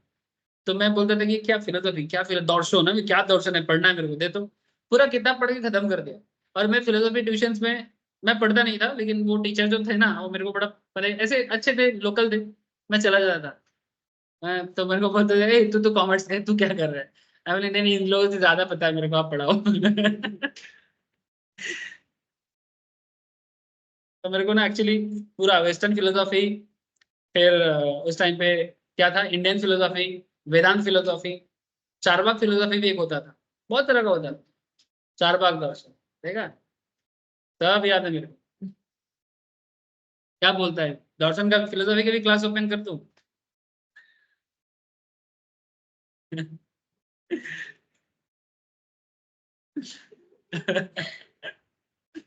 की बोल रहे? आज दरकार नहीं, नहीं तुम लोगों को नहीं पढ़ाना है, जिनको दर्शन पढ़ना है। मैं सोच रहा हूँ कि दर्शन का भी क्लास खोल दूं। जोक से पार्ट, बट काम का ही चीज होता है सर। चलो, आपको पता है the great Nobel laureate from India, Amartya Sen, economics में ही उनको नोबेल मिला था। बंगाली बड़ा प्राइड करता है अमर्त्य सेन को नोबेल मिला है बोले। अमर्त्य सेन एक्चुअली जिस इकोनॉमिकल प्रॉब्लम में काम किया है, उसका नाम क्या जानते हो? Sustainable development. जिसके बारे में मैंने गाना गाया ना, डेवलपमेंट एक बार आवे कभी ना जावे। और उनका, वो हार्वर्ड यूनिवर्सिटी में पढ़ाते हैं ना सर, तो सिर्फ इकोनॉमिक्स नहीं पढ़ाता, वो वहां पर फिलोसॉफी पढ़ाता है। तो फिर वो इकोनॉमिक्स पढ़ाते पढ़ाते फिलोसॉफी को क्यों चूज किया स्पेशलाइजेशन पे? अब उनका पूरा बायोग्राफी पढ़ के देखना, कुछ नहीं तो विकिपीडिया खोल के देख लेना कि why he taught philosophy in Harvard University, because there is a big relation between economics and philosophy. तो अब अमर्त्य सेन का नाम ले लिया ना मैंने। अब आप लोग कुछ तो मैंने अगर थोड़ा सा इतना देर से बिलीव नहीं कर रहे थे, आपको लग रहा था सर पागल है, फालतू बक रहा है। अब अमर्त्य सेन का नाम लिया तो अब आपको लगेगा हाँ कुछ तो होगा, देखना पड़ेगा। It is capable of measurement of in terms of money. अब इकोनॉमिक्स को बेसिकली ये साइंस क्यों है? क्योंकि इसको मनी रॉड से मेजर किया जा सकता है। ये कॉज इफेक्ट रिलेशनशिप में बात करता है। It has its own methodology of study. It focus the future market condition with the help of various statistical and non statistical tools. But economics is not a perfect science because it does not have uniform opinion about a particular event. किसी भी चीज के बारे में ये एकदम uniform opinion नहीं देता। जैसे शेयर का दाम बढ़ेगा कि गिरेगा। वैसे मैं एचडीएफसी बैंक के बारे में 2 महीने से बोल रहा हूँ। जब 1380 में मार्केट का शेयर का दाम चला गया था, रिसेंटली बात कर रहा हूँ, तो एचडीएफसी बैंक सबको मैं लेने के लिए बोला। तो किसी किसी ने उस टाइम पे लिया है तो वो लोग थोड़ा बहुत प्रॉफिट में है, अभी 1430 समथिंग में चल रहा है। तो 20-50 টাকা তুই জানিস শেয়ারে টাকা লাগাস, বাড়ি থেকে কেউ করে? तो 1380 में चला गया था तो मैंने बोला कि ले लो भाई, अभी ले सकते हो। तो 1430 अभी चल रहा है अप्रोक्स। तो बहुत दिन से ये मैं टारगेट लिया था 1600 के आसपास, 1550 क्रॉस करेगा, पर 2 महीने से नहीं हो रहा है। ठीक है, तो अब प्रॉब्लम क्या है कि मैं बोल रहा हूँ होगा, कुछ लोग बोल रहे हैं नहीं होगा, तो it does not have uniform opinion. तो इकोनॉमिक्स का कोई यूनिफॉर्म ओपिनियन नहीं होता है, समझ गए सर? अलग अलग लोग अलग अलग बात कर सकता है। The subject matter of economics is human behaviour which is highly unpredictable. अब आप सबका बिहेवियर समझ पाना मेरे बस का बात नहीं है, अनप्रेडिक्टेबल है। पहले से पता करना बहुत मुश्किल है कि भाई ये कैसा बिहेव करेगा। देखने में तो शांत अच्छा है, बट क्या मन में चोरी है, मन में बदमाशी है? समझ में? देखने में तो बहुत अच्छा लग रहा है, एकदम शांत सुशील। हाँ समूह। अच्छा, money which is measurement of economy is itself dependent variable. Money जिसको इकोनॉमिक्स का मेजरमेंट रॉड माना जाता है कि किसी भी घर का इकोनॉमी अच्छा है कि नहीं है, पैसे से देख लो। देश का इकोनॉमी अच्छा है कि नहीं है, पैसे से देख लो। किसके पास पैसा ज्यादा है वो इकोनॉमी स्ट्रांग है। बट मनी खुद एक डिपेंडेंट वेरिएबल है। क्यों? ये मैथमेटिक्स का बात कर रहा हूं मैं। मनी डिपेंडेंट वेरिएबल क्यों है, कौन बोलेगा? हाँ, क्या हिंट तो बोलो।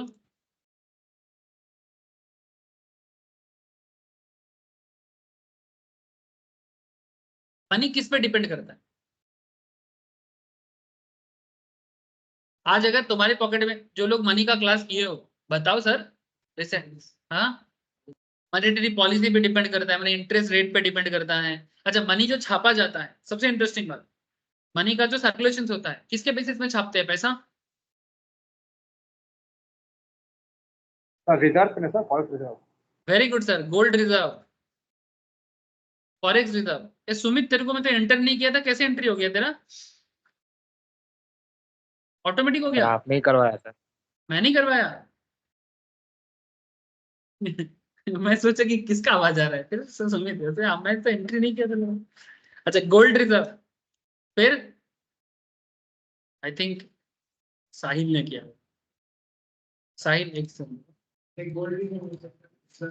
हाँ साहिल ने किया, क्योंकि साहिल का लाइसेंस है। साहिल किया ना? यस सर, आप पढ़ा रहे थे इसीलिए। ठीक है, थैंक यू सर। ठीक है, साहिल का लाइसेंस है इसलिए साहिल ने किया। लाइसेंस रहने से ये किया जा सकता। वही मैं सोच रहा हूँ, सुमित को तो मैंने एंट्री नहीं दिया, लेटरल एंट्री किसने दे दिया? ओके, हाँ बोलो सर, क्या बोल रहे थे? हाँ, gold reserve, foreign exchange reserve, जिस देश के पास जितना गोल्ड रहेगा, जिस देश के पास जितना फॉरेन रिजर्व रहेगा, उसके हिसाब से पैसा छापा जाता है। नहीं तो आज के डेट में मोदी छोड़ो, अंबानी को बोलो कि हर किसी को करोड़पति बना दो। अंबानी का बिजनेस का वैल्यूएशन है लाखों करोड़। ठीक है, देश का जनसंख्या कितना है? 140 करोड़ ओनली। 140 करोड़ उसके लिए ना हाथ का मैल है, मैल। ऐसा ऐसा छापेगा, हर किसी को आगे 100 करोड़ 1 करोड़ करके दे के चला जाए। हम हर कोई करोड़पति बन जाएगा, ड्रीम इलेवन खेलने का भी जरूरत नहीं। एक काम करो सर, अंबानी अंकल को फोन लगाते हैं। चलो फोन लगाते हैं। हाँ, बोला कि आपके लिए जान कुर्बान, जो बोलोगे वो करेंगे, बस 140 करोड़ इंडियन को 1 करोड़ करके दे दो, प्रॉब्लम सॉल्व हो जाएगा।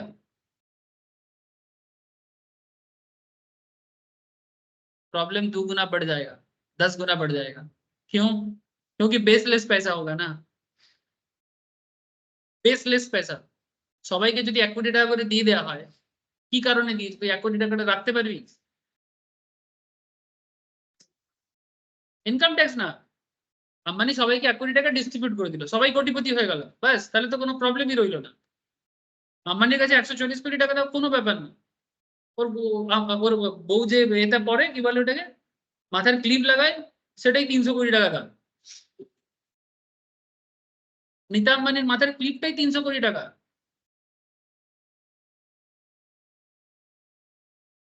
चलो चोरी करते हैं, नीता अंबानी का क्लिप चोरी करते हैं, चलो। हम लोग तो नहीं कर सकते, लड़की लोगों को भेजेंगे, बातों में उलझा के बात से ऐसे निकाल के लेकर। तो बेसिकली पॉइंट इज सर, इस तरह से प्रॉब्लम सॉल्व नहीं हो।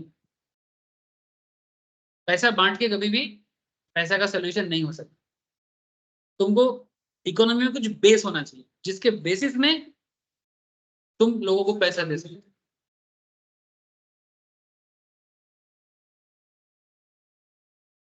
नहीं, बात कर्जा का नहीं है बेसिकली। अंबानी तो लोगों को फ्री में बांटेगा, है ना। तो वो फ्री में बांटेगा तो पब्लिक के पास ज्यादा पैसा आ जाएगा, और इकोनॉमी में रिसोर्सेज इतना नहीं है कि उतना पैसे से वो रिसोर्सेज को यूज कर पाए, ठीक है। और इतना कम समय के अंदर इतना 1 करोड़ का जो मतलब है वो कुछ मतलब नहीं रखेगा, पूरा बेसलेस हो जाएगा वो।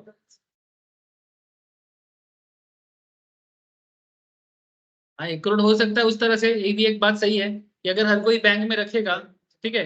लेकिन पॉइंट इज दैट कि सर आपको इनकम करना पड़ता है। आपको फ्री में देने से आप उस पैसे को कभी भी यूज प्रॉपरली नहीं कर सकते। It's not like that.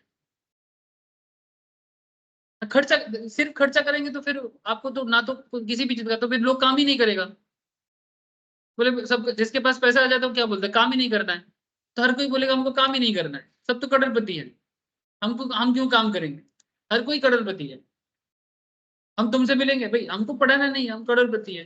तुमको पढ़ना नहीं है, हम करोड़पति है। रिक्शा वाला रिक्शा नहीं चलाएगा, हम करोड़पति है। सोचो जरा। और हर चीज का दाम बढ़ जाएगा क्योंकि सब करोड़पति है। जो रिक्शा मार्केट में लाखों में बिकता है वो भी करोड़ों में बिकेगा, क्योंकि सबके पास तो पैसा है। मार्केट में आलू खरीदने जाओगे, ठीक है, हर कोई करोड़पति है, बोलेगा आलू 1 लाख टका KG. Minimum minimum price 1 lakh. क्यों? क्योंकि तुम बोल रहे हो मेरे पास 1 करोड़ है, 1 लाख जाएगा तो क्या हो जाएगा, चलो भाई सारा आलू मेरे को दे दो। मैं बोल रहा भाई तू क्या देगा, मैं भी लूँ। अब आलू वाला क्या बोलेगा, भाई तू क्या, मैं भी तो करोड़पति हूँ, चल 1 लाख टका केजी।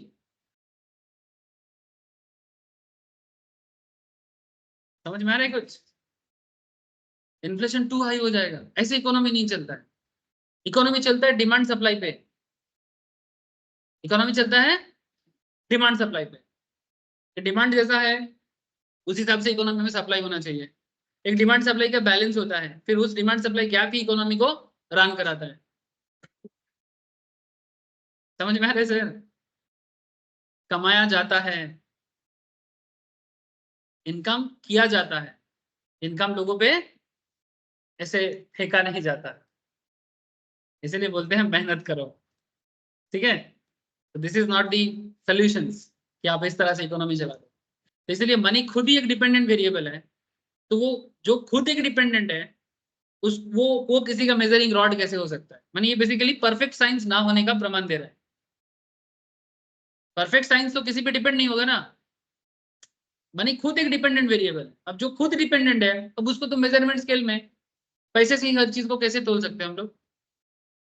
आपको पता है एक कंट्री है नाइजीरिया, नाइजीरिया नहीं, आई थिंक साउथ अमेरिका के पास है, उसके पास तेल का बहुत ये है, बहुत तेल है उसके पास।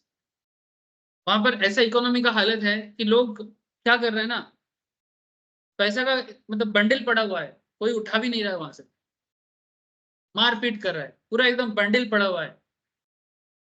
आई थिंक कोलंबिया या नाइजीरिया कुछ एक कंट्री का नाम होगा। Venezuela, very good sir, Venezuela. हाँ सर। टाका কোথা থেকে? अरे वेनेजुएला का पैसा का कोई वैल्यू ही नहीं है, वो पैसा कोई लेगा ही नहीं। बिकॉज इकोनॉमी जब बेसलेस हो, उसका पैसा भी बेसलेस हो जाता है। आप लोग जो लोग मनी का क्लास रिसेंटली किए हो, उनको प्लीज दोबारा मनी का क्लास करो। फियाट मनी हम लोग पढ़े ना, फियाट मनी क्या बोलता है, जब हर कोई मिलकर किसी चीज को वैल्यू करता है तब उसका वैल्यू होता है।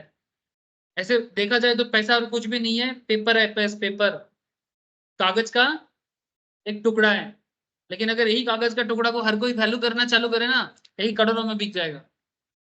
It's all depend on the market demand, क्योंकि मार्केट में डिमांड है, सप्लाई है, तो पैसा का वैल्यू है। अगर कल उसका डिमांड सप्लाई गैप खराब हो जाएगा, मानो कि पैसा है तुम्हारे पॉकेट में बट मार्केट में आलू नहीं है, पैसा क्या करोगे? तुम्हारे पॉकेट में पैसा है, मार्केट में चावल नहीं है, क्या करोगे पैसे का? बेसिक नीड्स पूरा नहीं कर पा रहे हो, क्या करोगे पैसे का? क्या करोगे? फेंक के मारोगे और क्या करोगे?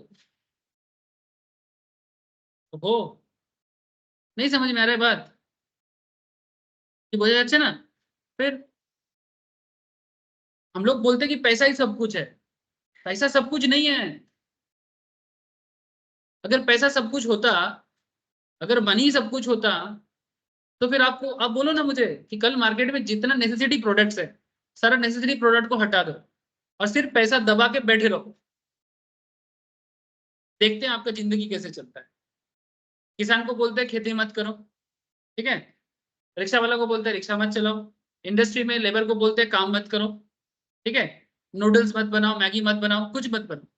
फिर हम देखते हैं हम लोग दबा के पैसा लेके बैठते हैं, पैसा वाला होके बैठते हैं, ठीक है, जहां जहां मर्जी घुसा देंगे, इतना पैसा लेके बैठ जाएंगे, गिद्दा के नीचे, उसके नीचे, उसके नीचे। देखते हैं कैसे इकोनॉमी चलता है, चला के दिखा दो सर, सोचो जरा सोचो।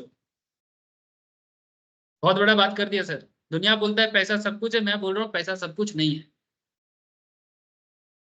और मैं प्रमाण के साथ बोल रहा हूँ। और मेरा सिर्फ अपना बात नहीं है, मैं इकोनॉमिक्स के एंगल से बोल रहा हूँ। सोच पा रहे हो सर? दिमाग जा रहे हैं ना वहां तक? जबरदस्ती तो नहीं समझा रहा हूँ ना? Money, which is measurement of economy, in itself dependent variable. It is not possible to make correct prediction about the behavior of economic variable. इसलिए ये परफेक्ट साइंस नहीं हुआ, लेकिन साइंस भी है क्योंकि कुछ सॉल्यूशंस भी करता है। इकोनॉमिक आर्ट क्यों है? Because it provides practical solutions of various economic problems we face in our day-to-day life. Economics is both science and art. Economics both science and art. It is science in methodology and art in applications. इसका method science वाला है और इसका applications artistic है। Art का मतलब क्या? जिस चीज का एप्लीकेशन दिखता है वही आर्ट होता है ना। जैसे वो आर्टिस्ट है, ड्राइंग करता है, वो ड्राइंग करके उसमें कुछ एप्लीकेशन किया है ना, तब वो क्या बन गया? वो आर्ट ही तो है। वेबसाइट एक आर्टिस्टिक फॉर्म है ना। ये जो मैं पढ़ा रहा हूँ ये भी तो एक आर्टिस्टिक नेचर का है। अगर मानो कि मैं समझा नहीं पाता, ठीक है, या मैम पढ़ाने के टाइम पे समझा नहीं पाता, तो आप लोग पढ़ते ना, सुनते, कुछ ना करते? हाँ, समझ में नहीं आता। तो ये जो समझाने का तरीका है, अच्छा पढ़ाई एक साइंस है क्योंकि एक प्रॉब्लम सॉल्व करता है, इसका मेथोडोलॉजी साइंस है, लेकिन जो इसका एप्लीकेशन चल रहा है, अगर इसका एप्लीकेशन आपको समझ में नहीं आएगा तो फिर कोई मतलब नहीं है ना। तो उस चीज को आर्टिस्टिक नेचर बोलते। आर्ट माने आर्ट्स नहीं जिसको पढ़ के नंबर कम आने से आर्ट्स पढ़ा जाता है।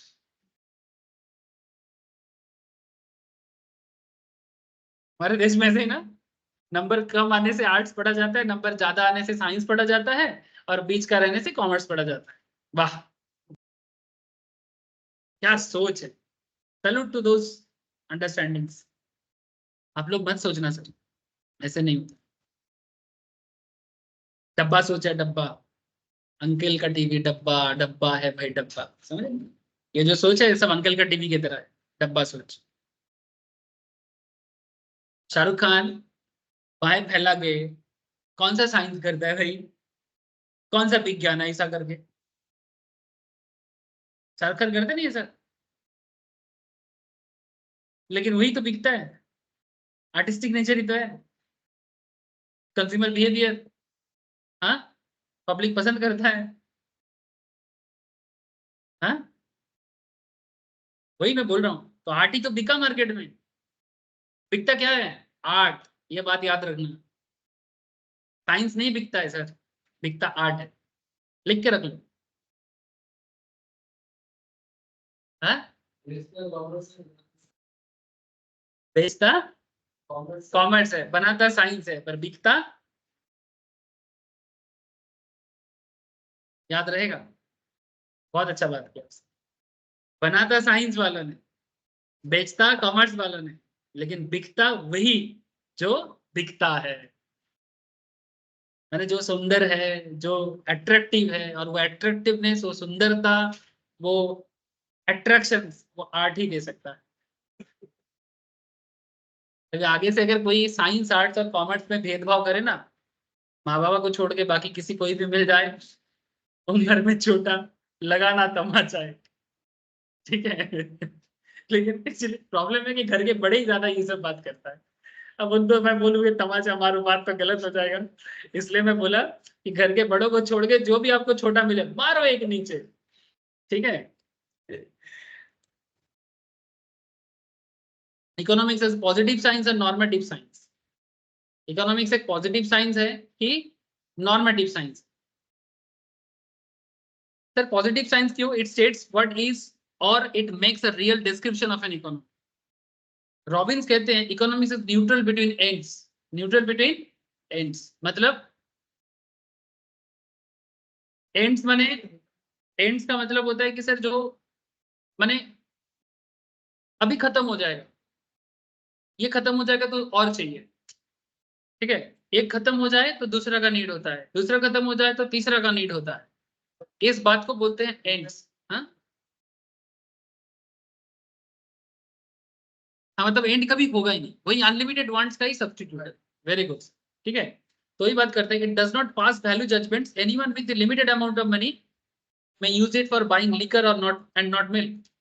मैंने बेसिकली जिसके पास लिमिटेड पैसा होगा, ठीक है, वो क्या करते हैं, मैंने वो दूध की जगह उसी को चूज कर लेते हैं। भाई पैसा कम है तो दूध बंद नहीं, दारू ही पी लेते हैं। लेकिन हाँ, अगर मानो माँ बाप है तो बच्चा को दूध ही पिलाएगा, दारू नहीं। Positive science means planned economic, allocate resources via government departments, problem of falling output and rising prices, greater degree of consumer sovereignty, analysis of relationship between price and quantity demanded। इसको बोलते हैं लॉ ऑफ, ठीक है। Economics is normative. Sir normative का मतलब क्या होता है? It refers to what to be, और it makes an assessment of an activity and offers advice. It is based on welfare economics. इसके बारे में बात किया अल्फ्रेड मर्सल एंड पिगो ने, ठीक है। Complete neutrality between ends is, however, neither feasible and not desirable. It is because in many matters, the economist has to suggest measures for achieving certain socially desirable ends. It pass value judgment। मैंने basically normative science वो value judgement करता है, मैंने जो best है वो दिया जाए, मैंने जो ह्यूमन के लिए अच्छा रहेगा। पॉजिटिव साइंस ना उतना नहीं सोचता है, वो बेसिकली बोलते हैं कि भाई कमती है, कमती में जो मुझे पसंद है मैं बोलूंगा। दारू और दूध के बीच में अगर दारू पसंद है तो दारू ही लूंगा, दूध को छोड़ दूंगा, उतना बेनिफिट नहीं देगा, ठीक है। नॉर्मेटिव साइंस बोलते नहीं, वैल्यू वैल्यू वैल्यू पास करेंगे, जो बेस्ट है, एंड्स के बीच में जो बेस्ट है, जो ह्यूमैनिटीज के वेलफेयर में काम आएगा। अल्फ्रेड मर्सल तो वेलफेयर साइंस में काम करता है ना, इसलिए वो वेलफेयर को ज्यादा अहमियत देता है। तो इस बात को normative science. Reducing inequality should be major priority of mixed economy. जैसे इंडिया जैसा कंट्री मिक्स तरह का इकोनॉमी में चलता है। मिक्स्ड क्यों? Capitalist plus socialist. कैपिटलिस्ट में क्या होता है?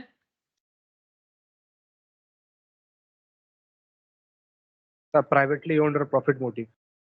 Profit motive, privately owned. Very good, yes yes you are right. Privately owned and profit motive. Capitalist economy fuel. Socialist माने कंट्रोल्ड बाय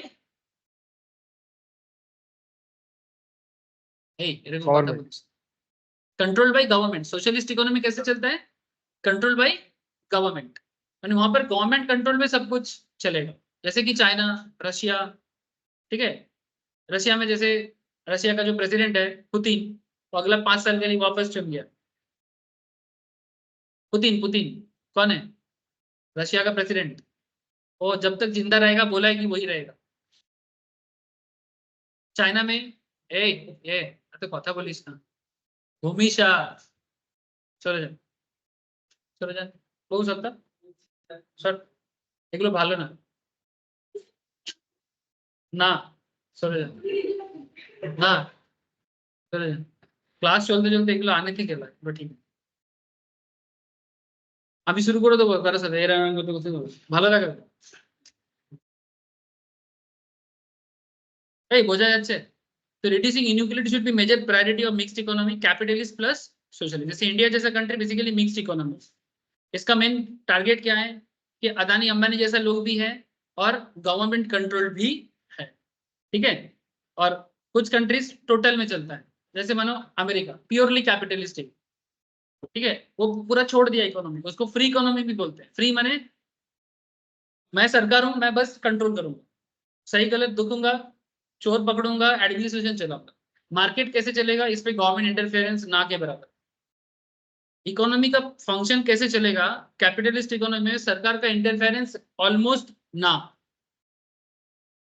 इकोनॉमी को प्योर डिमांड सप्लाई।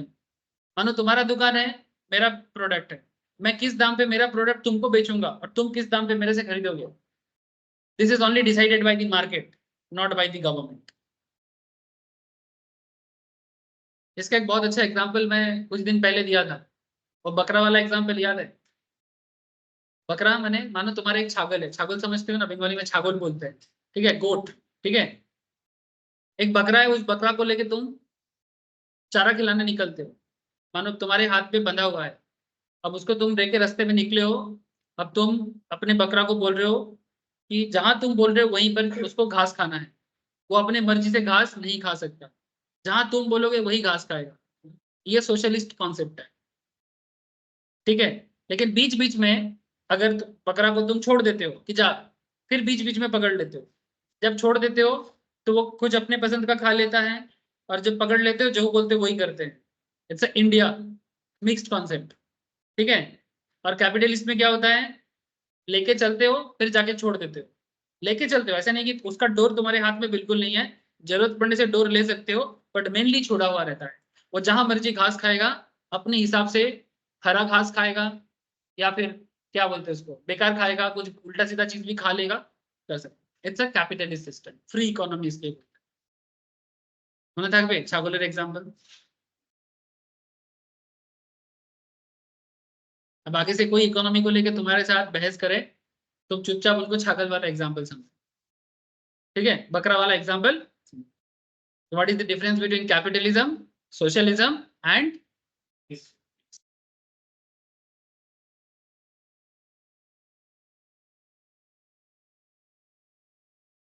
अच्छा economics में और एक चीज होता है sir, method of study of economics में डिडक्शन मेथड भी चलता है, इंडक्शन मेथड भी चलता है।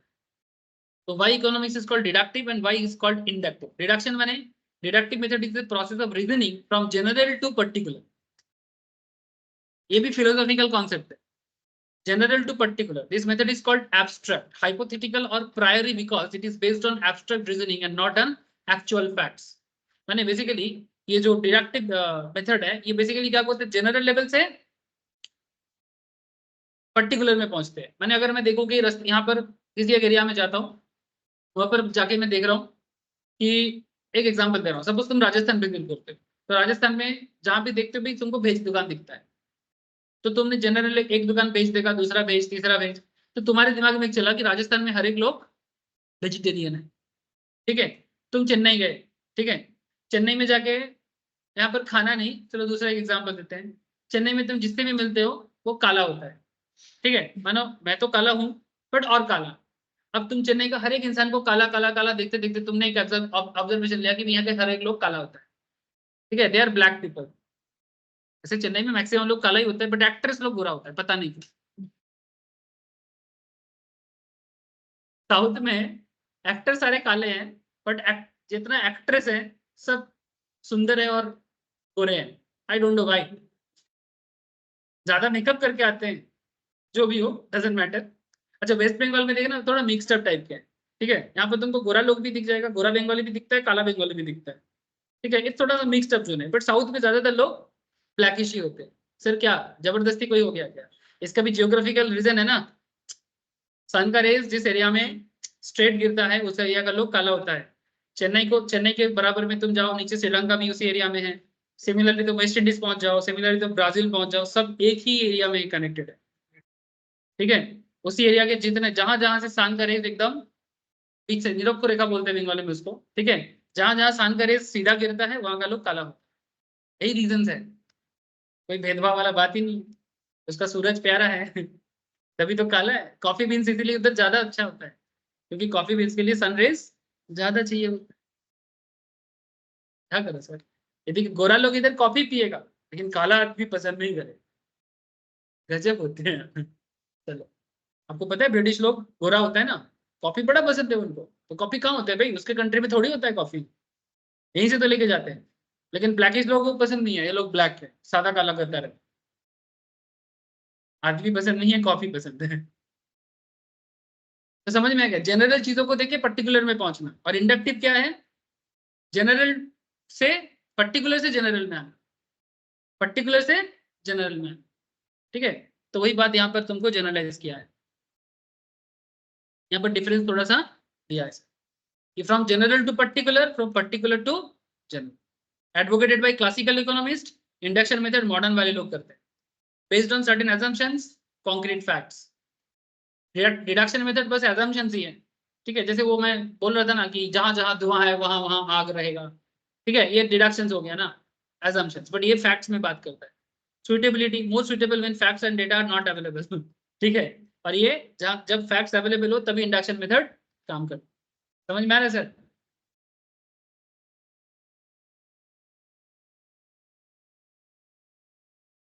इंडक्शन मेथड बोलते हैं कि inverse relationship between price and demand, sorry deduction method बोलते हैं इनवर्स रिलेशन, मतलब डिमांड के साथ प्राइस का रिलेशनशिप ऑपोजिट है। बट इसमें बोलते हैं relationship between income and consumption. ये डिमांड के साथ नहीं बोलता, कंजम्पशन के साथ बोलता। कंजम्पशन माने, कंजम्पशन माने बांग्लादेश की बोली भोग। कंजम्पशन माने बेसिकली हम लोग कितना कंज्यूम कर रहे हैं। डिमांड माने क्या है सर? कि जो ओवरऑल डिमांड है, अब डिमांड के बाद जब तुम उसको यूज कर रहे हो तो वो कंज्यूम होता है। डिमांड करने से ही कंज्यूम कर पाओगे ऐसा जरूरी नहीं है। डिमांड माने बेसिकली परचेसिंग पावर होना चाहिए चीज को खरीदने का, लेकिन कंजम्पशन करने से तो कंज्यूम होगा ना। तो ये बेसिकली इनकम एंड कंजम्पशन पे बात करते हैं, और ये प्राइस एंड डिमांड पे बात करते हैं, यानी थोड़ा लेटर स्टेज हो गया। Direct relationship between price and supply, और ये बात करता है इन्वेस्टमेंट एंड सेविंग्स। समझ में आ रहा है? समझ, थोड़ा मॉडर्न बात करता है ये। कौन? इंडक्शन। रिडक्शन थोड़ा सा बैकवर्ड बात करता है। तो सभी जरूरी चीजें हैं, बट फिर भी याद रखने के लिए मैंने बोला। समझ में आया ना सर? हाँ, डिडक्शन इंडक्शन एग्जाम में पूछते हैं सर ये सब टॉपिक, तब घबराने का नहीं कि क्या इंडक्शंस क्या डिडक्शंस, कभी तो पढ़ाई नहीं है ना। अभी मैं इंट्रोडक्शन लेवल में बात कर रहा हूँ इसलिए बोल दे रहा हूँ। Basically deduction method simple method है, it leads to definite and clear conclusions. It's free from bias, it is helpful in comprehensive economic objective। और इंडक्शन मेथड में conclusion drawn by this method are more real, people attention is paid to the complexities of economic features, its approach is dynamic, precise, exact and measurable conclusions। ठीक है, तो induction method is much more priority. ठीक है, इसका मतलब ये नहीं कि डिडक्शन मेथड काम नहीं करता। Marshall, Alfred Marshall rightly pointed out, induction and deductions are both needed for scientific thought, as right and left foot are both needed for walking। मैं बोला ना अभी वही बात, देखो मर्सल ने भी बोल दिया। ठीक है, मैंने ऐसा नहीं कि इंडक्शन से ही बात बनेगा डिडक्शन से नहीं, दोनों इंपॉर्टेंट अप्रोच है। और अल्फ्रेड मर्सल बहुत इंपॉर्टेंट एक इकोनॉमिस्ट है, जिनके हम लोग बार बार आगे के चैप्टर्स में बार बार मर्सल सर का बात आएगा। ठीक है, एडम स्मिथ के बाद सबसे ज्यादा सेलिब्रेशन इन्हीं का होता है। ठीक है, क्योंकि ह्यूमन वेलफेयर में एडम स्मिथ बात नहीं किया, अल्फ्रेड मर्सल ने बात किया। अब इतना सारा बात जानने के बाद एक बहुत इंपॉर्टेंट क्वेश्चन आता है, सेंट्रल इकोनॉमिक प्रॉब्लम। ये जो इकोनॉमिक्स है ये प्रॉब्लम सॉल्व करता है, मैं बार बार इसमें बात करता हूँ, ऑलरेडी आप लोगों को मैं ये चीज बता दी। Human wants are unlimited, productive resources are scars.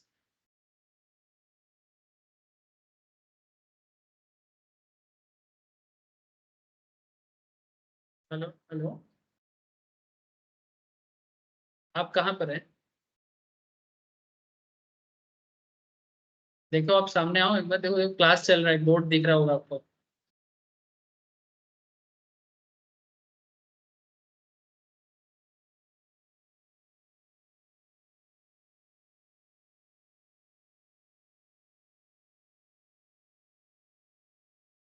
तो थोड़ा सा बैठो, हाँ क्लास लेके मैं बात करता हूँ। यहाँ बैठो ना, पीछे बैठो, जगह है।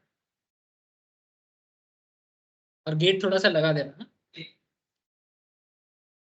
देखो सर, कंसंट्रेट कर लो, गौरव चलो। तो फिर सेंट्रल इकोनॉमिक प्रॉब्लम क्या है? सेंट्रल इकोनॉमिक प्रॉब्लम ऑलरेडी मैं इसके बारे में आप लोगों से तभी से बात करे जा रहा हूँ जो मैं स्टोरी सुनाते सुनाते बात करता हूँ, अब देखो सारा स्टोरी मैं सुना दिया आपको। ह्यूमन वांट्स आर अनलिमिटेड, मैंने भाई जितना भी दे दो कम पड़ जाता है ना। বাংলাতে বলেছে একটা বাংলা গান আছে না রবীন্দ্রনাথ ঠাকুরের, मोरे आरो आरो दाओ प्राण।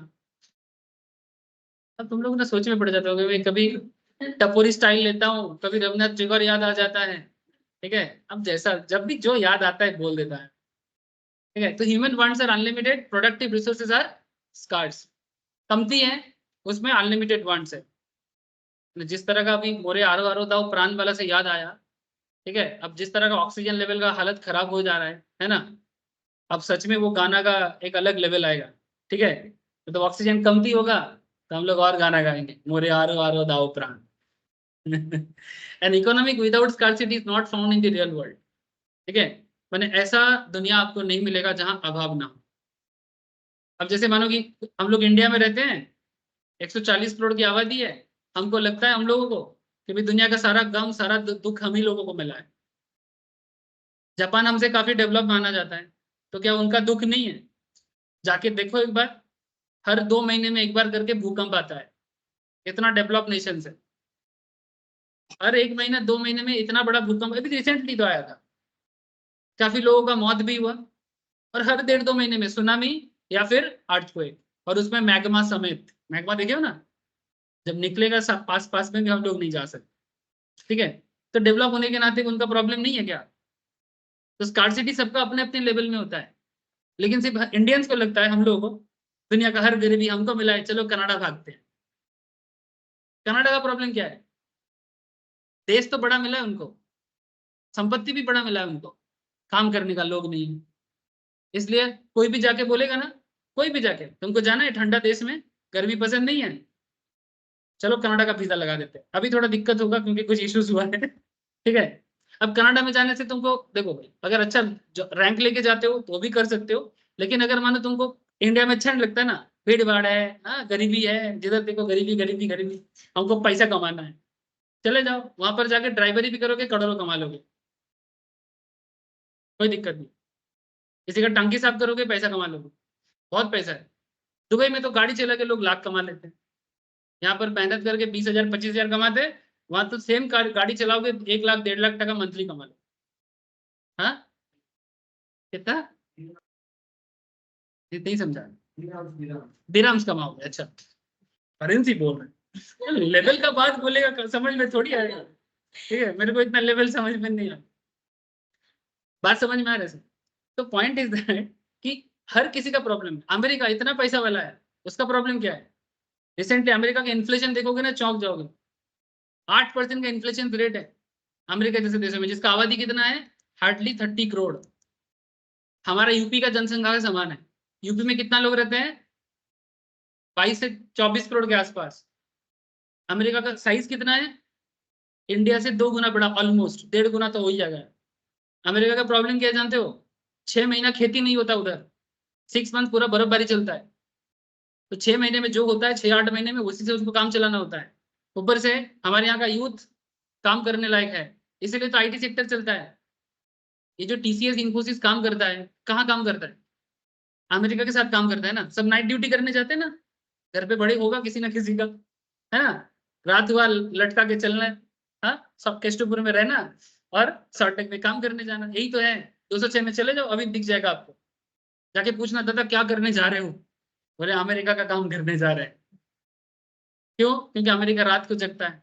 एक सवाल उठा था कि क्या अमेरिका में ट्रम्प आके बोला था कि हम लोग अमेरिकन यूथ को काम देंगे। अरे भाई अमेरिकन यूथ काम करेगा नहीं, काम कैसे दोगे? क्यों? इतना पैसा है, काम ही नहीं करना चाहते। घर घर में सब करोड़पति है, अब काहे काम करे? जो काम अमेरिका में, अब अमेरिकन कंपनी इंडिया में क्यों काम देता है? सारा सॉफ्टवेयर का काम, बिजनेस का डेटा सब यहाँ पर मैनेज होता है। क्यों? टैलेंट उसके पास कम है, वो कंपनी बनाया है, वो कंपनी बना के चला रहा है, तो क्या उनके पास टैलेंट नहीं है? सोचो जरा। अब वही मैं बोला, जो प्रॉब्लम तुमने पूछा था ना सर, कि अंबानी चाहे तो सबको 101 करोड़ करके बांट सकता है ना। मानो शादी दिया बेटा का, सबको 1 करोड़ करके बांट दिया, काम खत्म हो जाता। अमेरिका में हालत हुआ है, हर किसी को पैसा मिल गया, अब वो काम करना नहीं चाहता। और ऊपर से कंपनी को इंडिया में काम करवाना चाहता है क्योंकि यहाँ पर सस्ता लेबर मिल जाता है। मानो तुम्हारे पास कंपनी के पास 3 लाख है, ठीक है, अब 3 लाख टका में इंडिया में 30,000 करके तुमको मिल जाएगा नौकर। अब वही वहां पर तुमको एक बंदा रखना पड़ेगा 3 लाख टका खर्चा करके। इसलिए Indian IT hub, TCS, Infosys, Wipro, Cognizant, Genpact सारा कंपनी इधर से काम करता है। तो समझ में आ रहा है बात आपको? तो सबका अपना अपना प्रॉब्लम है, सबका अपना अपना इशू है। इसलिए क्या बोलते हैं इकोनॉमिस्ट, सबका अपना अपना एरिया में है। हमारे यहाँ पर पैसा का प्रॉब्लम है। और एक बात, अमेरिका में 6 महीना खेती नहीं होता, एग्रीकल्चर प्रॉपर्ली नहीं होता, बट इंडिया में 24/7 365 डेज एग्रीकल्चर करने का वेदर आपको मिल जाएगा, कुछ ना कुछ बन जाए। So problem of use of scarce resources arise, this is generally called the central economic problem. तो अभाव में कैसे प्रॉब्लम को सॉल्व करना है, यही हर कंट्री का एजेंडा होता है, ठीक है। द सेंट्रल इकोनॉमिक प्रॉब्लम में बी 4 टाइप्स। व्हाट टू प्रोड्यूस, क्या बनाए, क्या बनाए। जैसे माँ घर पे पूछते हैं ना, आज घर पे खाना क्या बनाए, पूछते कि नहीं पूछते? हाँ, व्हाट टू प्रोड्यूस। अब कंट्री के लिए क्या सवाल होगा, ये इकोनॉमी तो माँ का नहीं है, देश का है, लेकिन बात वही है, what to produce. Human wants are unlimited, resources are limited, ठीक है। तो satisfy human wants, human wants को क्या करना है, सेटिस्फाई करना है। क्वेश्चन उठता है what goods are to be produce, मैंने देश का प्रॉब्लम को सॉल्व करने के लिए कौन सा गुड्स को प्रोड्यूस करना। मैंने सिंपल बात है, देश तब क्या सोचता है कि भाई आईटी सेक्टर डेवलप करे कि एग्रीकल्चरल सेक्टर डेवलप करे कि इंडस्ट्रियल सेक्टर डेवलप करे, किसको ज्यादा प्रायोरिटी दे, रोड बनाए कि रेल बनाए, हॉस्पिटल बनाए कि स्कूल बनाए, मंदिर बनाए कि मस्जिद बनाए, हर चीज का प्रायोरिटी हो सकता है, ठीक है। ऐसे मंदिर तो पब्लिक ने बनाया, सरकार ने नहीं बनाया, ठीक है, लोग गलत सोचते हैं। अच्छा, हाउ टू प्रोड्यूस, कैसे बनाए, इसमें 2 सवाल उठता है सर, कैपिटल इंटेंसिव टेक्निक की लेबर इंटेंसिव टेक्निक। कैपिटल मैंने बड़ा बड़ा मशीन यूज करके करोगे तो लोगों को काम नहीं मिलेगा, अनएम्प्लॉयमेंट इश्यू हो जाएगा। लेकिन अगर तुम लेबर इंटेंसिव करोगे तो लोगों को काम मिलेगा। लेकिन सर अगर तुम मशीन यूज करोगे तो जल्दी बनेगा, लेकिन लेबर करने से देरी होगा। तो इंडिया क्या करता है, मिक्स। उपाय नहीं है, नहीं तो लोग गरीब में मर जाएगा, ठीक है। तो ये प्रॉब्लम है। अच्छा, माँ के लिए क्या है कि गैस में बनाएगी, काट के चुल्ली से बनाए, वो होता था ना काट का या कोयला का कुछ भी, जो पुराने जमाने में यूज होता था। माँ का सोल्यूशन है कि कैसे बनाए, फिर किस तरह से बनाए, फॉर होम टू प्रोड्यूस, किसके लिए बनाए, पापा के लिए बनाए कि बच्चे लोगों के लिए बनाए। अब देश क्या पूछता है, फॉर होम, किसके लिए बनाए, यूथ के लिए, किसी पर्टिकुलर स्टेट के लिए, कितना आबादी कितना है, किस एरिया के लिए प्रॉब्लम सॉल्व करें। For whom to produce means how the national income is to be distributed among the factors of production that help to produce. It is rent, wages, interest, profit. माने तुम property बनाओगे तो वहां से rent आ सकता है, तुम लेबर के थ्रू से काम करवाओगे तो वेजेस दे सकते हो, तुम अगर कैपिटल के सुविधा दे सकते हो तो इंटरेस्ट मिलेगा, और तुम अगर बिजनेस बना सकते हो, कुछ बेच सकते हो तो प्रॉफिट के थ्रू से कमा सकते हो। तो which determine the distributions of goods among various individual in the society. तो for whom to, जैसे हर अभी वोट आ रहा है, एक ही मुद्दा है कि जॉब क्रिएट कर पाए कि नहीं, यही मेन मुद्दा है, कांग्रेस यही बात उठाएगा बीजेपी के अगेंस्ट में, और कुछ है नहीं उसके पास, ठीक है। अब देखो उसका जवाब कैसे देता है। एंड लास्ट पॉइंट आता है sir, what provision should be made for the economic growth. मैंने वही बेसिकली जो पॉइंट से स्टार्ट किया था उसी पॉइंट से खत्म कर रहा हूँ। सिर्फ आज खाने से नहीं होगा, कल भी खाना पड़ेगा। सिर्फ आज का जनरेशन जिंदा रहने से नहीं होगा, अगले जनरेशन को भी जिंदा रखना पड़ेगा। इसलिए बोलता है कि what provision should be made for the economic growth. माने ऐसा कुछ, जैसे माँ भी सोचते हैं ना, आज खाने से होगा क्या, कल भी तो खाना खिलाना है, तो रहते रहते तुमको क्या करना पड़ेगा, प्रोविजंस करना पड़ेगा, ठीक है, कल के लिए भी कुछ रखना पड़ेगा। ये सब प्रॉब्लम क्या है, सेंट्रल इकोनॉमिक प्रॉब्लम। किसी भी देश घर का प्रॉब्लम सॉल्व करना और देश का प्रॉब्लम सॉल्व करना ऑलमोस्ट सेम बात है। अब इस प्रॉब्लम को सॉल्व करने के लिए एक टेक्निक यूज किया जाता है, PPC technique, production possibility curve. ऐसे करंट सिलेबस में इस चीज को उतना डिटेल्स में बोला नहीं है, फिर भी पीपीसी टेक्निक के बारे में मैं थोड़ा सा आइडिया आप लोगों को दे दूं, ठीक है।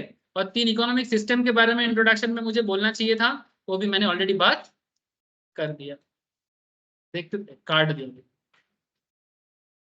ठीक है, ऑलरेडी डिस्कस हो गया। तो इंट्रोडक्शन लेवल में मेनली मेरा बात कंप्लीट हो चुका है। नेक्स्ट दिन में डिमांड सप्लाई स्टार्ट करूंगा, बट करने से पहले पीपीसी सिलेबस में हो ना हो मैं थोड़ा सा, ठीक है, क्यों सर, जबरदस्ती, हाँ जो मानना है मान लो, ठीक है, ठीक है सर। तो घर पे क्या करना है, इंट्रोडक्शन लेवल का जो भी चैप्टर है कंप्लीट कर लेना, उसमें मैं टेस्ट रखूंगा, ठीक है सर। हाँ, नेक्स्ट दिन ना हमें बोलो दो, মোটামুটি রেডি করে রাখবে, ঠিক আছে। अब ये वाला नोट्स भी मेरे से कलेक्ट कर लेना और इंस्टीट्यूट का जो भी मैट है जिसका जो भी है देखान থেকে ইচ্ছা আমার টপিক নিয়ে বাদ, ঠিক আছে। ঠিক আছে आओ फिर कल मिलते हैं। हाँ कल के मैम की क्लास है তোদের অফলাইন আছে তো, मैम का क्लास कल ऑफलाइन होता है ना, ऑफलाइन। আচ্ছা আমি তবু একবার ম্যামকে জিজ্ঞেস করে বলে দেবো কি কালকে তোর ক্লাসটা হবে কিনা, ঠিক আছে। হ্যাঁ কালকে একটাই আছে, ঠিক আছে। আমি তবু একবার ম্যামকে জিজ্ঞেস করে তোকে ফাইনাল হোয়াটসঅ্যাপ করে দেবো। হ্যাঁ বই কেনার জন্য বিষয় করে আমার। अच्छा एक सेकंड ए सुमित साहिल बाय सर हो गया class. Thank you sir. Okay sir thank you sir bye. Thank you sir. Thank you sir.